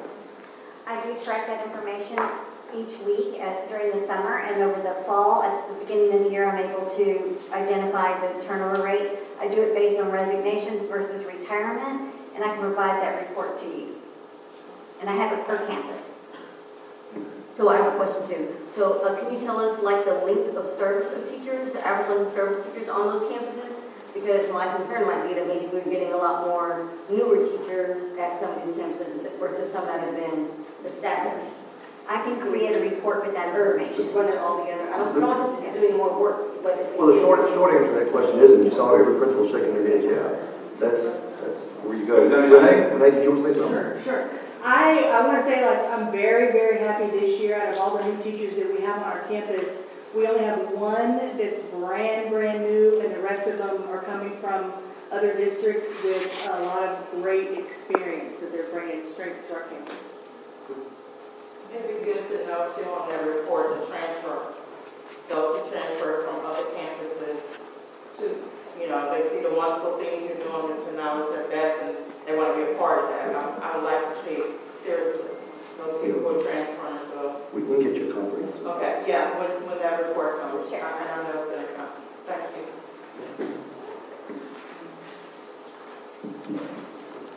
Okay, let's take a look at Cummings Elementary.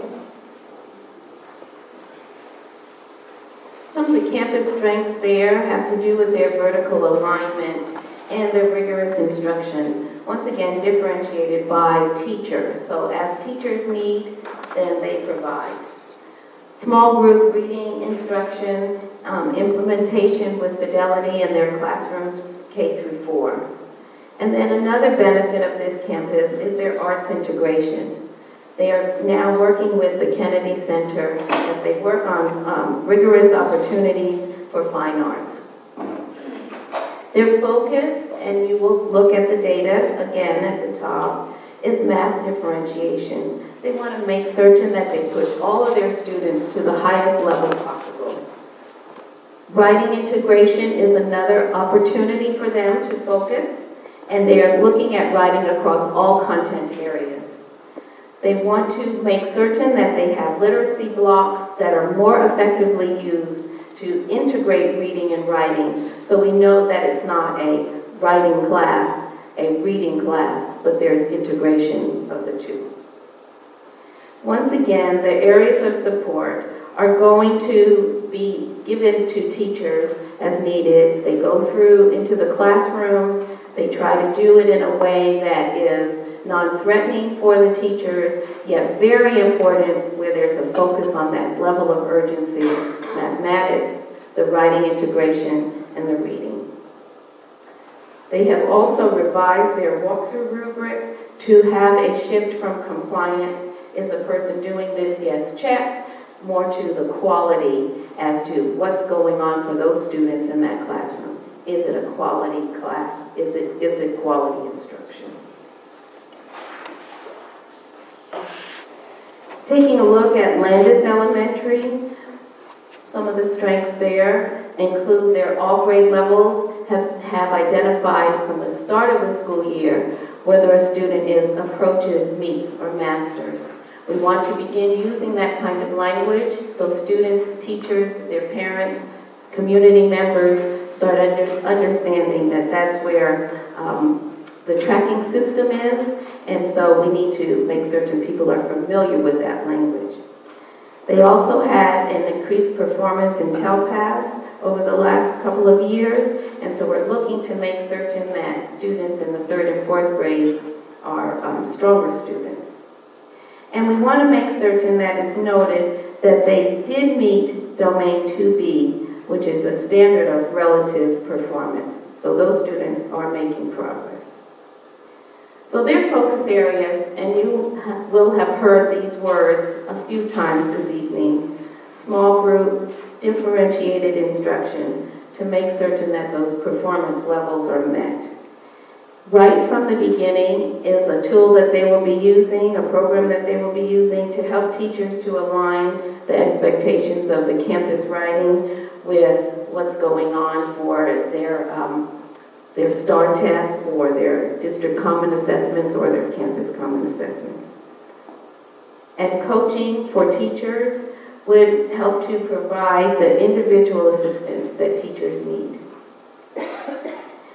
Once again, in terms of support and monitoring, there is support for small group instruction, and that will be given by our school improvement facilitators, helping teachers to look at data to figure out what kinds of groups should be pulled through our language arts and mathematics coordinators here to help teachers know exactly how to provide the instruction for those small groups. Landis is also looking to do monthly writing campus common assessments to monitor the 3rd and 4th grade students in their writing. and to provide some data to be analyzed for pre-K to 2 students to make certain that their writing is improving as well. And once again, that common central office monitoring the student data, including their ISIP, iReady, and those kinds of general common assessments. I did want to share and thank you, board members, because there was something that happened where you decided that you were going to basically adopt a particular campus and that you would go to those campuses and be actively involved in those particular schools. And that is more data that would be helpful to you, that qualitative data as you're walking through, as you're seeing what's happening on those campuses, because we are more than just a test score. There's a variety of things that happen for students each day on each one of these campuses in Alief ISD, and most particularly these campuses upon which we are focusing this evening. Dr. Page, can I explain? The discussion about having us go to campuses has been I think I've been trying to convince the board for years, but past boards, it just wasn't, because it was like, you can't make me go to a certain campus, I can go wherever I want to go, kind of thing. And that was fine, it worked. But I know personally, I've done board for 11 years, and there's a few campuses I haven't been to, because maybe I wasn't asked, or maybe there was an event or something going there, or maybe we just didn't get the invite, or however. I know last year, a couple of years ago, we were at a campus, I believe HomeQuest is one, and we had 6 board members there, at the same event in the morning. And it's like, well, why can't we all just spread out and be at different campuses and represent the community and so forth? So when we started discussing our own board evaluation and things, I brought that back up, and that was something. So we didn't necessarily pick it, it was a random. We asked Charles Woods to do that, because he likes numbers, so he ran that part of it. And we're hoping every year we'll be moving. So it's not like you're going to have whatever. We're going to rotate so that we have an opportunity to be there. Because I believe we're your biggest cheerleaders for the campuses, and that's what we want to be there. So we're not there to oversee, watch you and see what you're doing and check out stuff. No, we want to be there. We want to enjoy. We want to feel. Me personally, feel what's going out there and see what's going out there, and then be able to pass on to the community of the good things, great things that are happening at the campuses. And if we don't see something that just doesn't jive, then we can come back to the board and discuss it. And maybe there's some policy, maybe there's some other issues that's affecting that. Maybe not just having one campus, but it could be 10 campuses. Things of that sort. So just wanted to clear that up. So that was, you definitely have a different board this year, which is good. And I want to add in that I know the 6th campus, this is a very, I know you do, but for the sake of recording, people want to please the director. Well, I just want to say that thank you to all the principal of the 6th school. This is a difficult task, and you get a lot of support, and it's not an easy task. But I just want to let you know that we're always behind and support all the principals, not only the 6th school, but all the schools in Alief, especially the 6th school that we looking into right now. And I would like to say thank you to the area superintendent and the facilitator and the counseling, everybody that helped to support it. And if you ever need the board for anything, don't hesitate to let us know. Thank you. So I've got a couple of questions. So one is about these 6 schools. So what are the intermediate schools that they feed into? Are you starting to look at that? Because they're going to have to go somewhere, right? You started 4th graders. Are they going Owens, Klinsman? Where does that feeder look like? And are we starting to look at that data as well? Well, the feeders are not always so clean, but they do move on to intermediate schools, and yes, we do look at, from intermediate schools, we look back to see from where they've come, what kinds of needs that those students have. So yes, we do take a look at that on a pretty consistent basis. Actually, a very good point. I think what is happening, and let's forget about these 6 schools right now. I know we're not forgetting about you. Let's just set that aside. For the sake of what I'm getting ready to say, this is not necessarily applying to these six schools. This is applying to every school in the state of Texas. The way in which the state has moved to measuring how we do is different. So you just can't pay attention to the approaches kids, like we talked about. You just can't pay attention to the six schools, or the one or the two. You just can't pay attention to this content area. You've got to pay attention to all of it. So as a practical matter, we have to pay attention to where they're from. Just like we well, I'm not going to get into that, but we're going to be we're forced by a test. And that's a debatable issue, but as it is right now in the state of Texas, we have to deal with it. We're forced to look at all of those things, what you just talked about, what's happening in pre-K and in kindergarten and early childhood. We can't wait for a kid to get to third grade and put our best and brightest teachers in third grade, because the system used to allow us to do that. We used to be able to get away with that. We used to be able to get away with just dealing with those handful of kids above passing the standard and those handful of kids below. You can't get away with that anymore.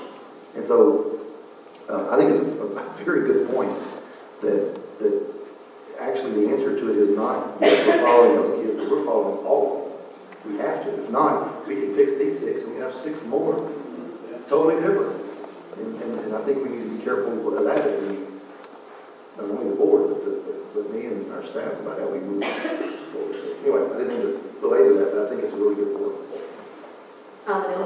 One of the other things I was asking for is a turnaround improvement plan. So have you all written those yet? Because I've got these paperwork that y'all gave us, but have you done an actual turnaround improvement plan that we saw like when Best was in the saving situation a couple of years ago, where it was an actual plan that was developed? Mead is the only school that will have a turnaround plan.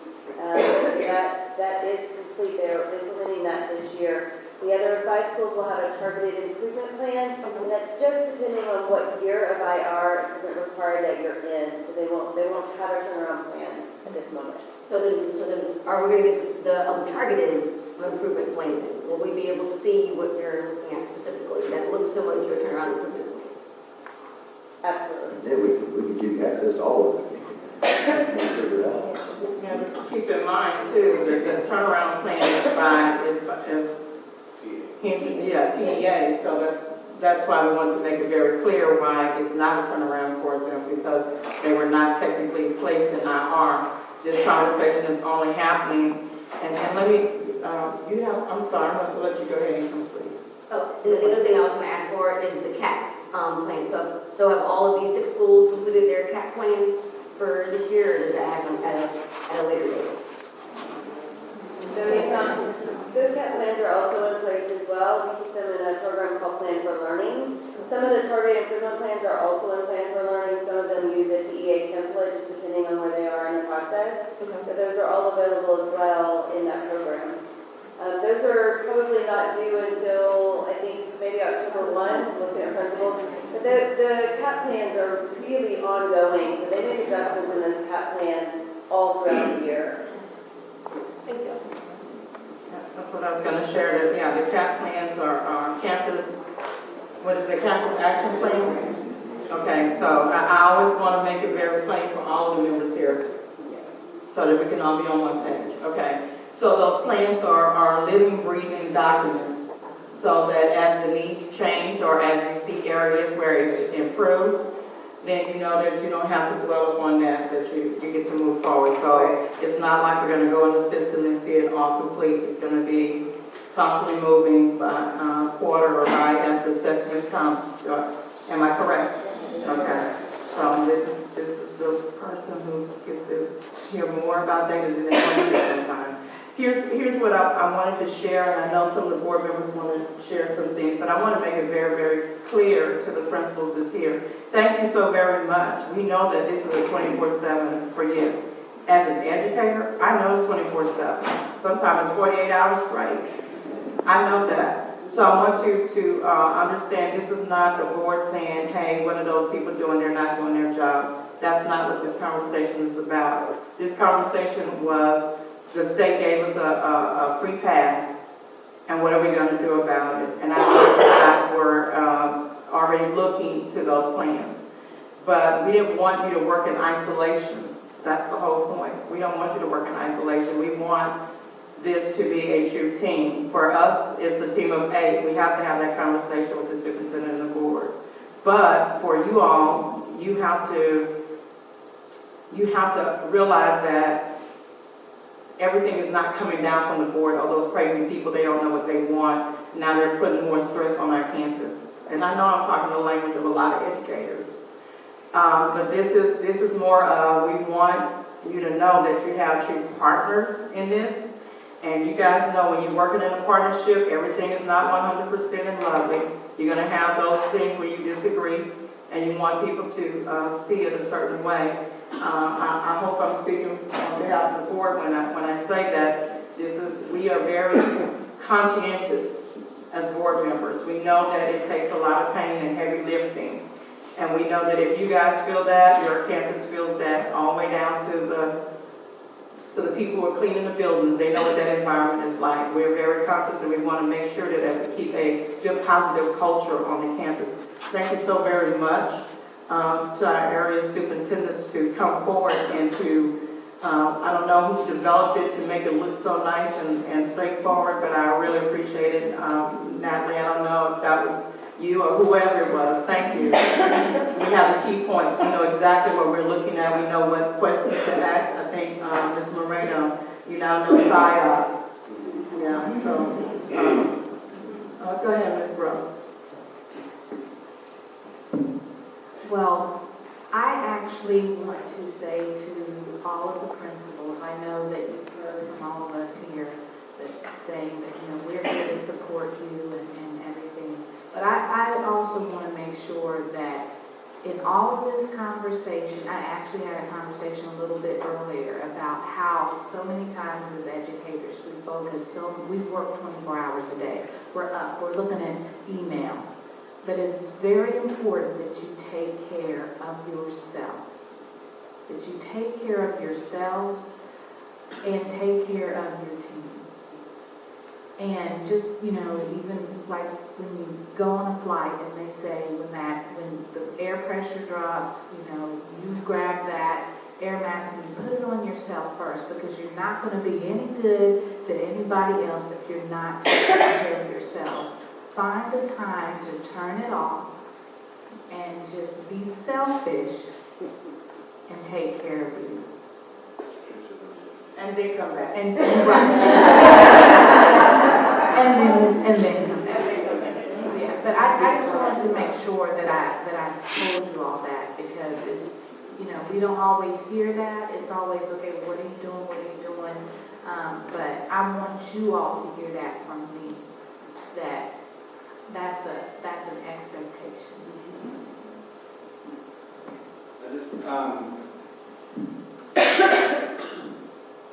I just wanted to come across, I know I've asked questions and things that maybe like, oh, what's he looking into, and he's an educator and doing this, but I kind of, as my field of paramedicine for over 30 years, I kind of try to look at the whole picture. I sit back and look at it, and it's just kind of the way my gut feeling feels, and I listen to each word. And I heard a lot of words at the last meeting we had, and it was talking about, at the ground level, the teachers are doing what they're doing.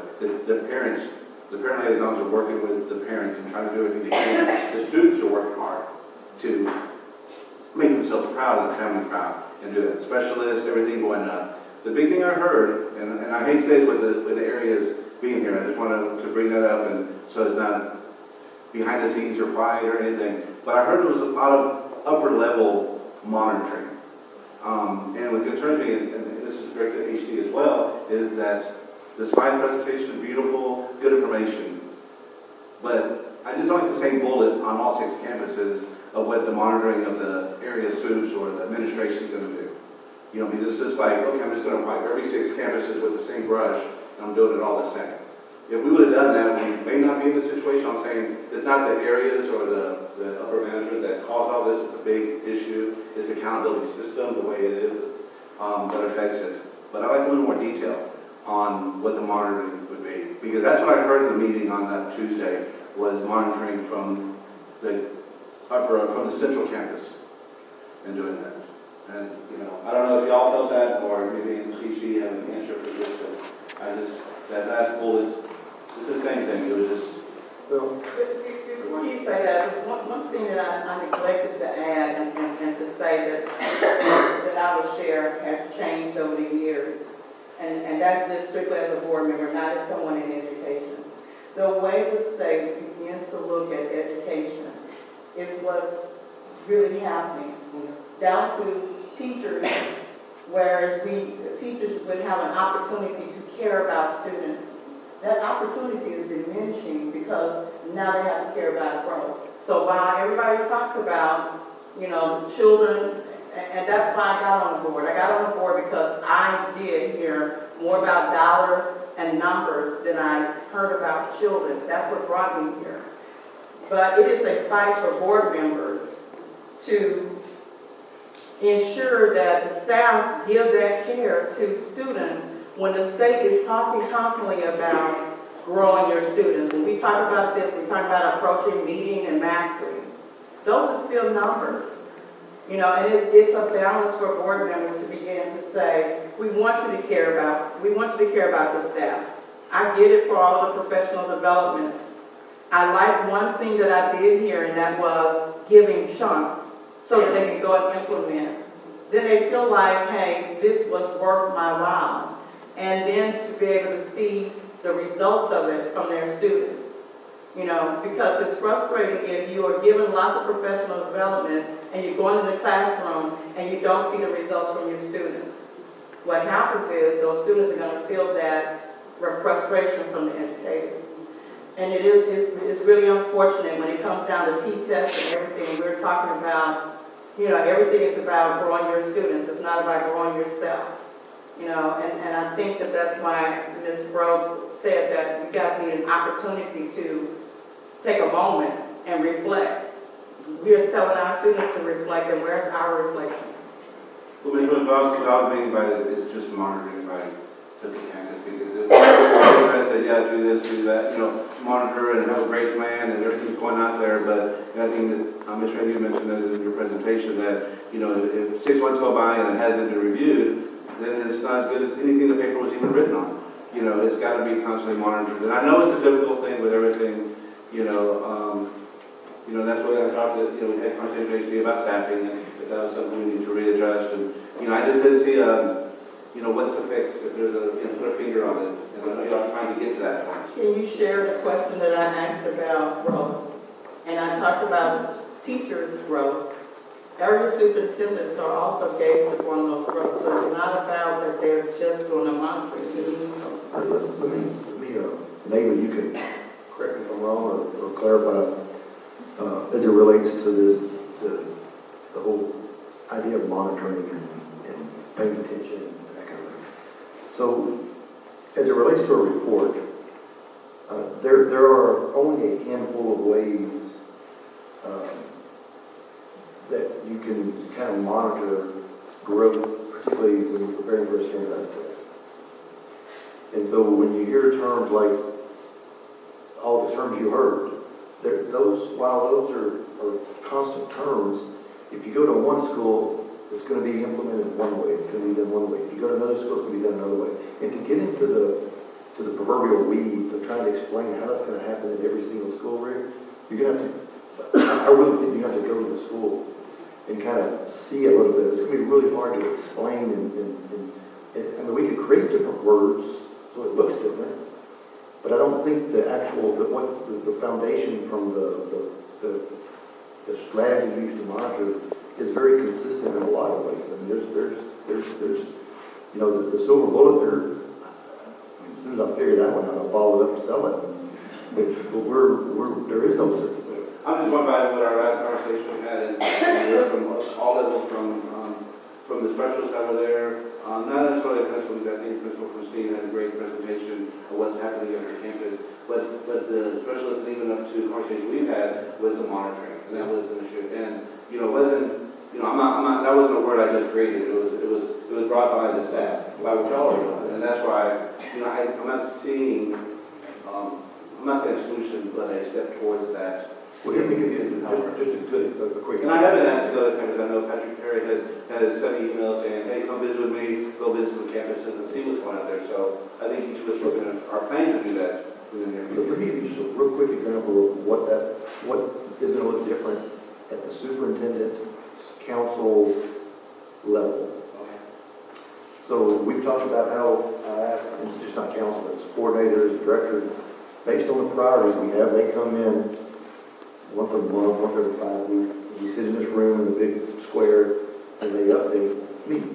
But they're updating everyone because you have curriculum people talking to business people, I mean, everybody's listening to what's going on. But ultimately, what I'm asking is, where are we with second language learning progress?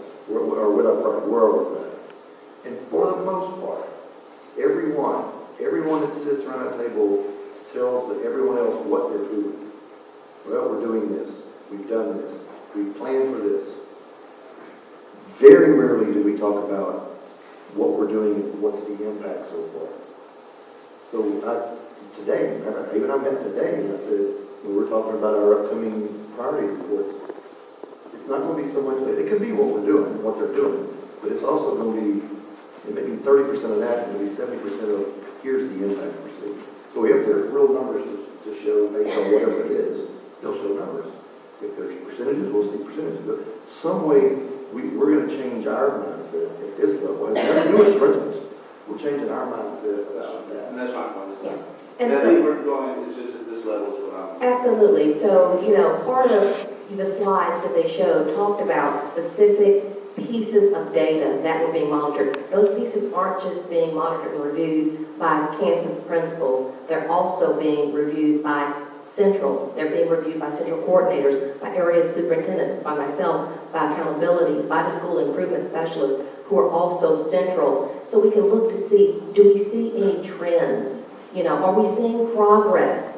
Are they moving? If not, then what is inhibiting? What is preventing that movement? We're also looking at not just these 6 campuses, but all of our campuses. And we're looking to see, wow, we've got a neighbor down the street, a sister campus, that they are showing tremendous growth. We need to go put eyes on what they're doing. We need to pull their principal in and have a conversation. We need to get with their specialists or what's happening. Please know that these school improvement specialists also, to Natasha's question, they support intermediate campuses. And we also have, I want to say, we expanded to middle school. Okay. Yes, so part of the monitoring, we're going to be looking at that data. We're looking at campus common assessment. You heard CCA's campus common assessment. We're looking at district common assessments. We're looking at those data points, so that do we see something different? Because oftentimes our principals, they're studying the data for their campus. So not only are we studying the data for their campus, we're studying data for all campuses. So we see the bigger picture. We're having conversations. We may have to pull in, Michelle Patterson from ELA or Ann Hoskin if it's secondary for mathematics to say, okay, we're seeing this here, but we're seeing such tremendous gains. Talk to us about what's happening here.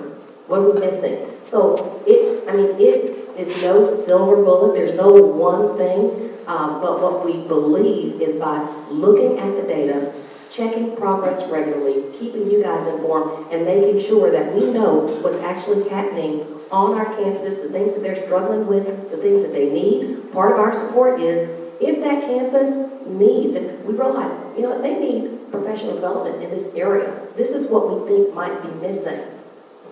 That's the type of, action that we're going to be taking. We're not going to wait. If we notice that this particular grade level at this campus is struggling in this area, so that means we need to go into a PLC. It very well may be that a campus specialist can handle that. It might be that a content central coordinator, we recommend, you need to go in. We've talked to, Principal Starling over at Horn, and she's indicated that this is a need. Or through our central oversight committee, we have seen that this is a need here and there. So what are we going to do about it? Okay, now when are we going to do it? Okay, and then we're going to come back. Did it happen? And what were the results? So let's then start monitoring that, that growth. Was there growth there? Did the teachers really get it? They need follow-up. So that's the type, and we can certainly put those things and pull those things and put that in writing, but I wanted to clarify that today. I want to add a comment, but I'm on this public. So I wanted to ask about the trend, since you brought that word up. So one of the things that I went back and looked was, in that last meeting, was going back from 2013, and I noticed a trend. So when you went and developed these plans, were you looking at the trend over a 5-year standpoint, or were you only looking at the 2-year ratio? So basically, like, as you were looking at the data, how far were you going back to determine? Well, we've had different assessments. I mean, we've had different, it's changed. The whole system in and of itself has changed. So it's very hard to compare, you know. So we did, for the purposes of this, we went back, like we were specifically looking at how did our students fare last year in this system. Now that we know, you know, what the critical pieces are, you know, that we have to start looking at our kids in the format of approaches, meets, and masters, we had that sort of as a comparison. So it's very difficult to go back 5 years, and I think Natalie probably can speak to that better than I can. Agreed. And I also want you to understand that with our schools, we try to help them understand that they have to stay with an initiative for 3-4 years to really see that growth. So Best, for example, had the same initiative for 3 years in a row, and we saw those gains, right? We don't want them jumping from one thing to another thing. And there's really two monitoring pieces going on. It is central support, which is the entire building. TASE is more specific, where we do ask them, I want you to identify 2 priorities, 2 things. What are those 2 things? And those are the 2 things that we monitor in TASE. So there's big support, whole campus. There's TASE support, it's focus. And that's where you saw today, sometimes it's PSYOP, sometimes it's differentiation. And I wish Rick was here to hear this, but the support that our team gives is consistent across the 6 schools, but the response is different. You will see us this year change to less formal meetings and more walkthroughs, more sitting in their planning, sitting in their PLCs. That's the same structure for all schools, but the outcome is different. When I go into a PLC, I expect to hear what they're talking about in TASE. If they said differentiation is their priority, I should hear it in PLC, I should see it in planning, and I should see it in the classroom. That consistency is for all schools, but what I'm looking for and what I'm responding to might be differentiation, it might be PSYOP, it might be small group. That's where it differs, but our process is the same. That's our consistency to keep our teams in line, to make sure that everybody is there. But some people are looking at full school, some of us are looking at TASE. The process is the same though. Thank you. Any other questions? I wanted to also say, when Mr. Moreno is not in the room, but I'm going to go on record to say this. When the word monitoring came up, it did. We know in that meeting it talked about monitoring. And I think I go on record to say monitoring means something very different to everyone. That's what it is. Monitoring means something very different. When I think about my past experience as an IT auditor, and we talked about monitoring, and monitoring was a lot of narrative conversations. Very seldom it was percentages. But Ms. Moreno, in the room, I was just talking about monitoring, and I got to thinking about what that looked like, you know, and maybe we need to be more specific about what type of monitoring we expect to see and what kind of monitoring actually happens. I know from the medical field, when we talk about monitoring, we know that blood pressure is not the only thing that determines, you know, what your level of health is at the time. So I accept what you're saying, that monitoring we probably expect to see. For me is CCAs and DCAs. Why? Because when I worked as a long-term sub, I saw the data room. I saw what that looks like, and I can accept that kind of feedback. From this road, it may be something different. And but I just wanted to share that I do respect your view, Mr. Moreno, on seeing what that monitoring piece is. But I think that it would be very helpful to understand what type of monitoring you would like to see. I mean, as I said, I go back to blood pressure. When I see numbers look a certain way, I know that I need to take action, and I think that that's what we decided when we looked at the TEA report, and we said, hey, the numbers, you know. You've said a few critical things, because when I think of monitoring, and I don't, these people may want to chime in, I think of numbers, I think of monitoring actions, and I think of us monitoring the support, or me monitoring the support that's being given to the campuses. So I think those things when it comes to monitoring. And so certainly, numbers, actions, and support. So we want to make sure that the principals are provided the support that they need. That's our role here in central office. We call it lead serving and supporting. We are big in support. This is not a gotcha. When we see numbers that cause concern early on, we need to act by having conversations and provide that support. So that's what I'm thinking in terms of monitoring. And I agree with you, and I'm concerned that we have 46 campuses and a monitoring and I'm not talking just this area, I'm talking about from principal to higher is monitoring. And I know, but right now we're focused on, it doesn't mean that we're focused on 6 campuses.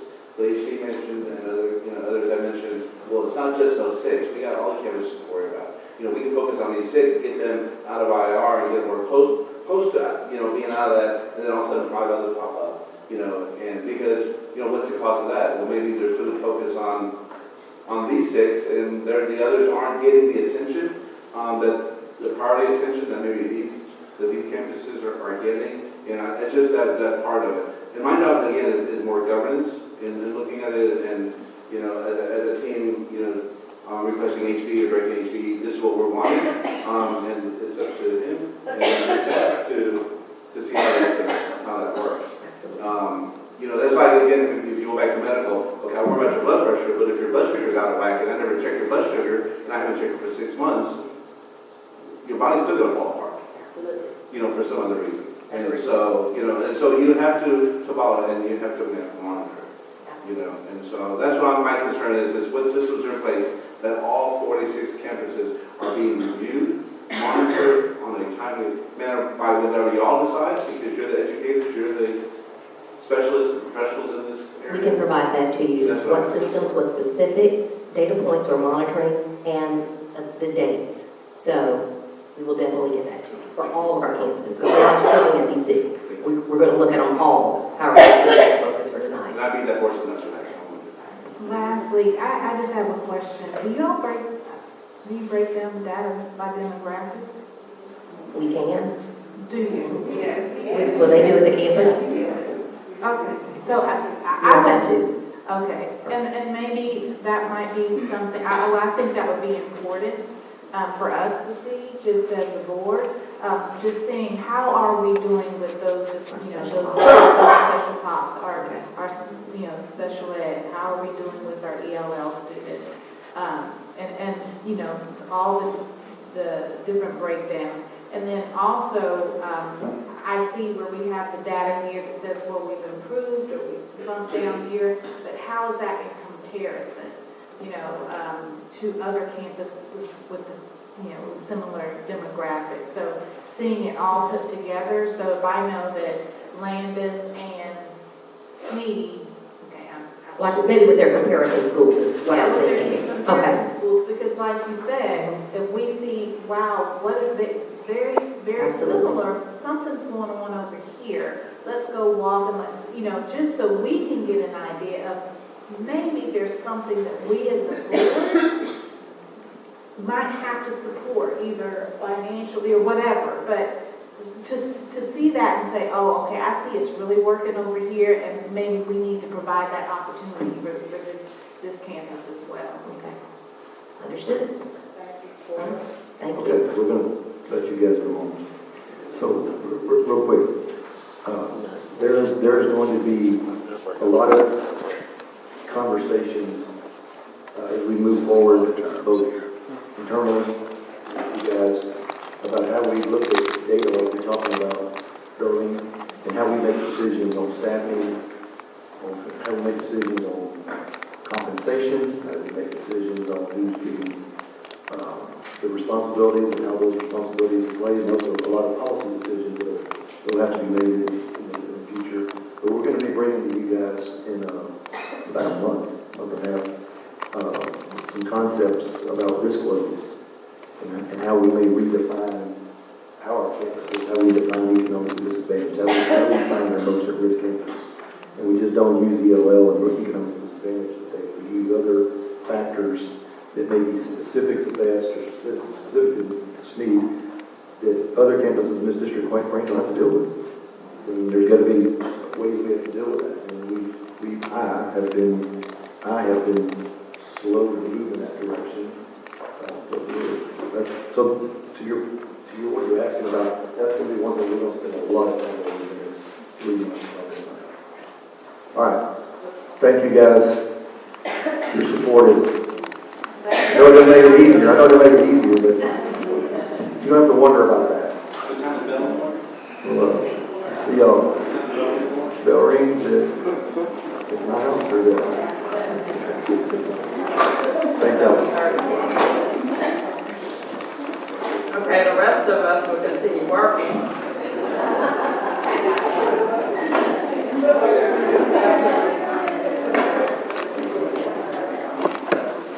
Okay, board, at this time, we're going to have a quick update on board committees.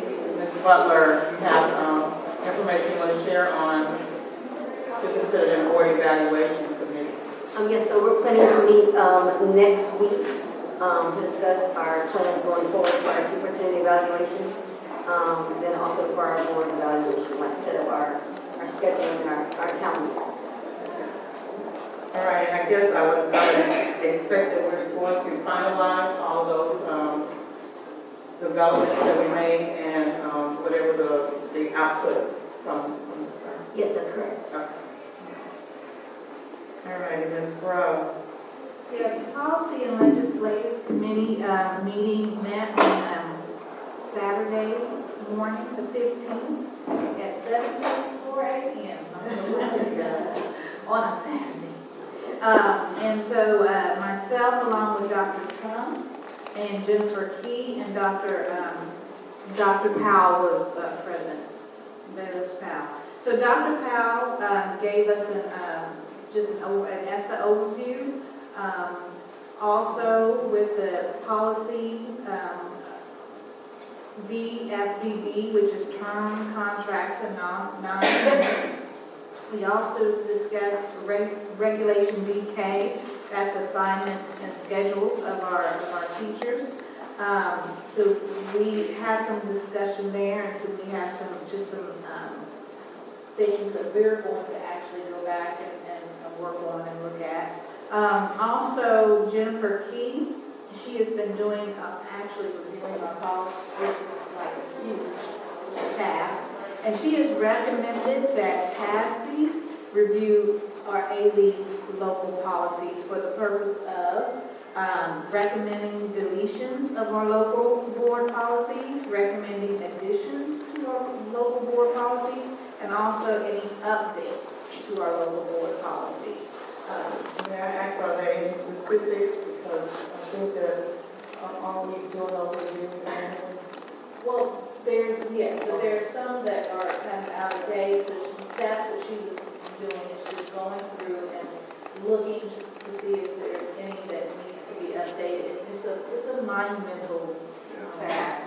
Thomas is not here. So basically, TASB does do this service, and I've already talked to them about updating it for us. So what I'll do is I'll get the ones that are out of date, bring them back to y'all to look at, look at the recommendations, and then we can go from there. But they are aware of this task, and they're willing to do it for us. Okay. Well, of course, because they're members. It's part of our service. Right. Well, of course. That's pretty faithful. Yeah. So Jennifer was happy about that. And so we also had a discussion on our possible legislative priorities. And the committee agreed that all of the recommendations that were made by Superintendent Chambers were valuable and need to be addressed. But we felt that the board should narrow our focus for a few priorities and encourage the support of the district staff in advocating for the other priorities that directly affect their departments. So in terms of the committee, we are recommending to the board as priorities as number one, full day funding for eligible pre-K students, necessary funding for mental and social health issues, continuation of the individual graduation committees, increase and expansion of dual credit resources, that's funding, staffing, and training. Also necessary funding to meet the needs of our economically disadvantaged, ELL, and highly mobile population. Also, within policy, just continue to oppose charter school expansion, oppose vouchers, tax credits, or tax savings plans that divert funding from public schools to non-public school entities without accountability, oppose the establishment of a board of managers based on the performance of one school in a district, support the return of tax control to local education agency within an established parameter. This item needs to be, so we'll kind of word that a little bit better. And also support differential pay for teachers working in high-need schools. So again, this item will need more discussion and clarification before we include it in a legislative priority. And we want to be clear that all of the priorities that were sent, we feel are extremely important. And we're just kind of giving over the ones that were not mentioned as a focus for those divisions that are directly affected. And then we did have some action items, which Dr. Bellows-Powell did say that she's already contacted TASB. And I will continue to convene committee meetings prior to the first reading of updates, of any legislative updates at a board meeting or workshop to review the items. One thing that we want to do, I think the last update was 111, and so prior to update 112, we want to get the committee together to actually look at those and discuss those so that we all kind of better understand and we can share that information. So we want to make sure that we do that prior to being brought to the, brought up for a vote. Also, I'm going to get with Deanna Wins regarding finance items that we discussed in the, there's a TASB legislative agenda booklet, and there's some things that were included in there that we would just like to get clarification as to what that all means. And then Dr. Bellows-Powell will complete the task that we had kind of mentioned to bring back recommendations to the committee regarding local policy PFBB and regulation DK. And she will also, she contacted TASB in regard to the recommendations made by Jennifer Keith. And we concluded our next meeting at 10:04 a.m. Thank you, Juan. Okay, so let me go back to those priorities. So Mr. Chambers is going to ask that the committee forward that information to you in board notes so that all board members can review it. And so as we are finalizing our legislative agenda, we can get full feedback from the board before and whether or not we accept the recommendations from the committee. Also, I know that that's, whenever the policy updates come through, I think the district gets them really before we do. So we may go through some training, we may get them. And on the past, I've gone to Charles and said, oh, these are the, oh yeah, we're already working on those, and they're deciphering through them and breaking them down and comparing them to our local policies like that. So they're already doing that. So I just, again, not to reinvent the wheel, Charles has a lot of that already. They get that ahead of time. Absolutely. As soon as they're released, y'all get them, right? Is that correct? Absolutely, but that that's the real only function that the board has is to invoke and change policies. So while they may get them at a local, we do have a decision and we have an opportunity to determine whether or not that works for our community if we want to. I think I'm saying just for us to get them earlier than we do for approval and just for the working and include that policy committee involved in that review. Okay, I understand. Charles has done on, or that team has just done on themselves. We divide into business versus the curriculum side of things. Everybody who is relative to looks at it. And if it's a legal issue, then we have no choice. We have to. If it's a local decision, sometimes as we say, hey, or they'll suggest. And we either agree with it or don't agree with it.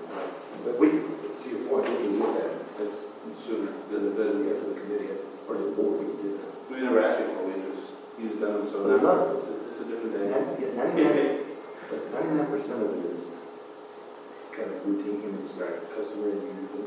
So you don't have, but there's some of it that does change. And after the legislative session, it's really complicated because you have laws that are not being put into effect. But we can do that. Is there any other discussion? Thank you, committee chair people, for working diligently this, like I say, this year, it's been a lot of movement and effort, so I really do appreciate you guys working, and not only just working, but reporting and being actively involved. Okay, board, at this time, we have item number 11, and I would like for you to consider my request for item number 11 and item number 12. I myself would like to go into executive session because I have more questions that I would like to at this time. So is there anyone who's opposed to that thought? Okay. If there's no one else opposed to that thought, I'm going to look at the clock. It's 9:01. At this time, I'm going to request that we go into executive session based upon section 551071 to discuss the level 3 grievance of the records, to discuss the consider the level 3 grievance of conflict of interest at this time.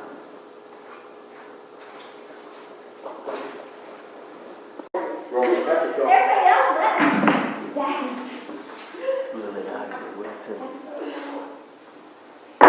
Okay, the board is reconvened at 10:07.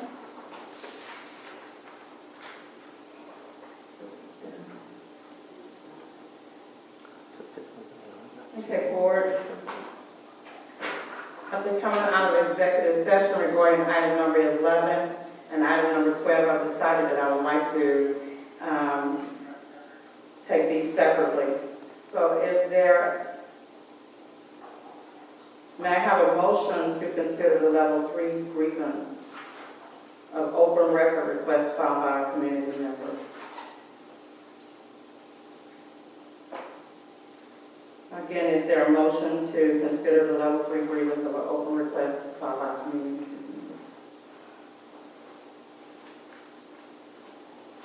Having no motion, the item stands as it was presented at the level 2.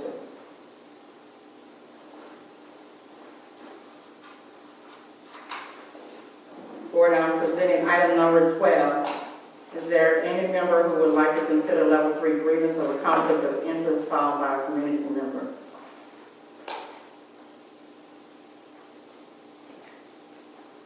Once again, board, I'm asking if there's any member who would like to consider the level 3 grievance of conflict of interest filed by a community member. Having no motion, item 12 carries at the level 2. If there are no other comments, we're at item number 13. I'm sorry, item number 14. 10:08, meeting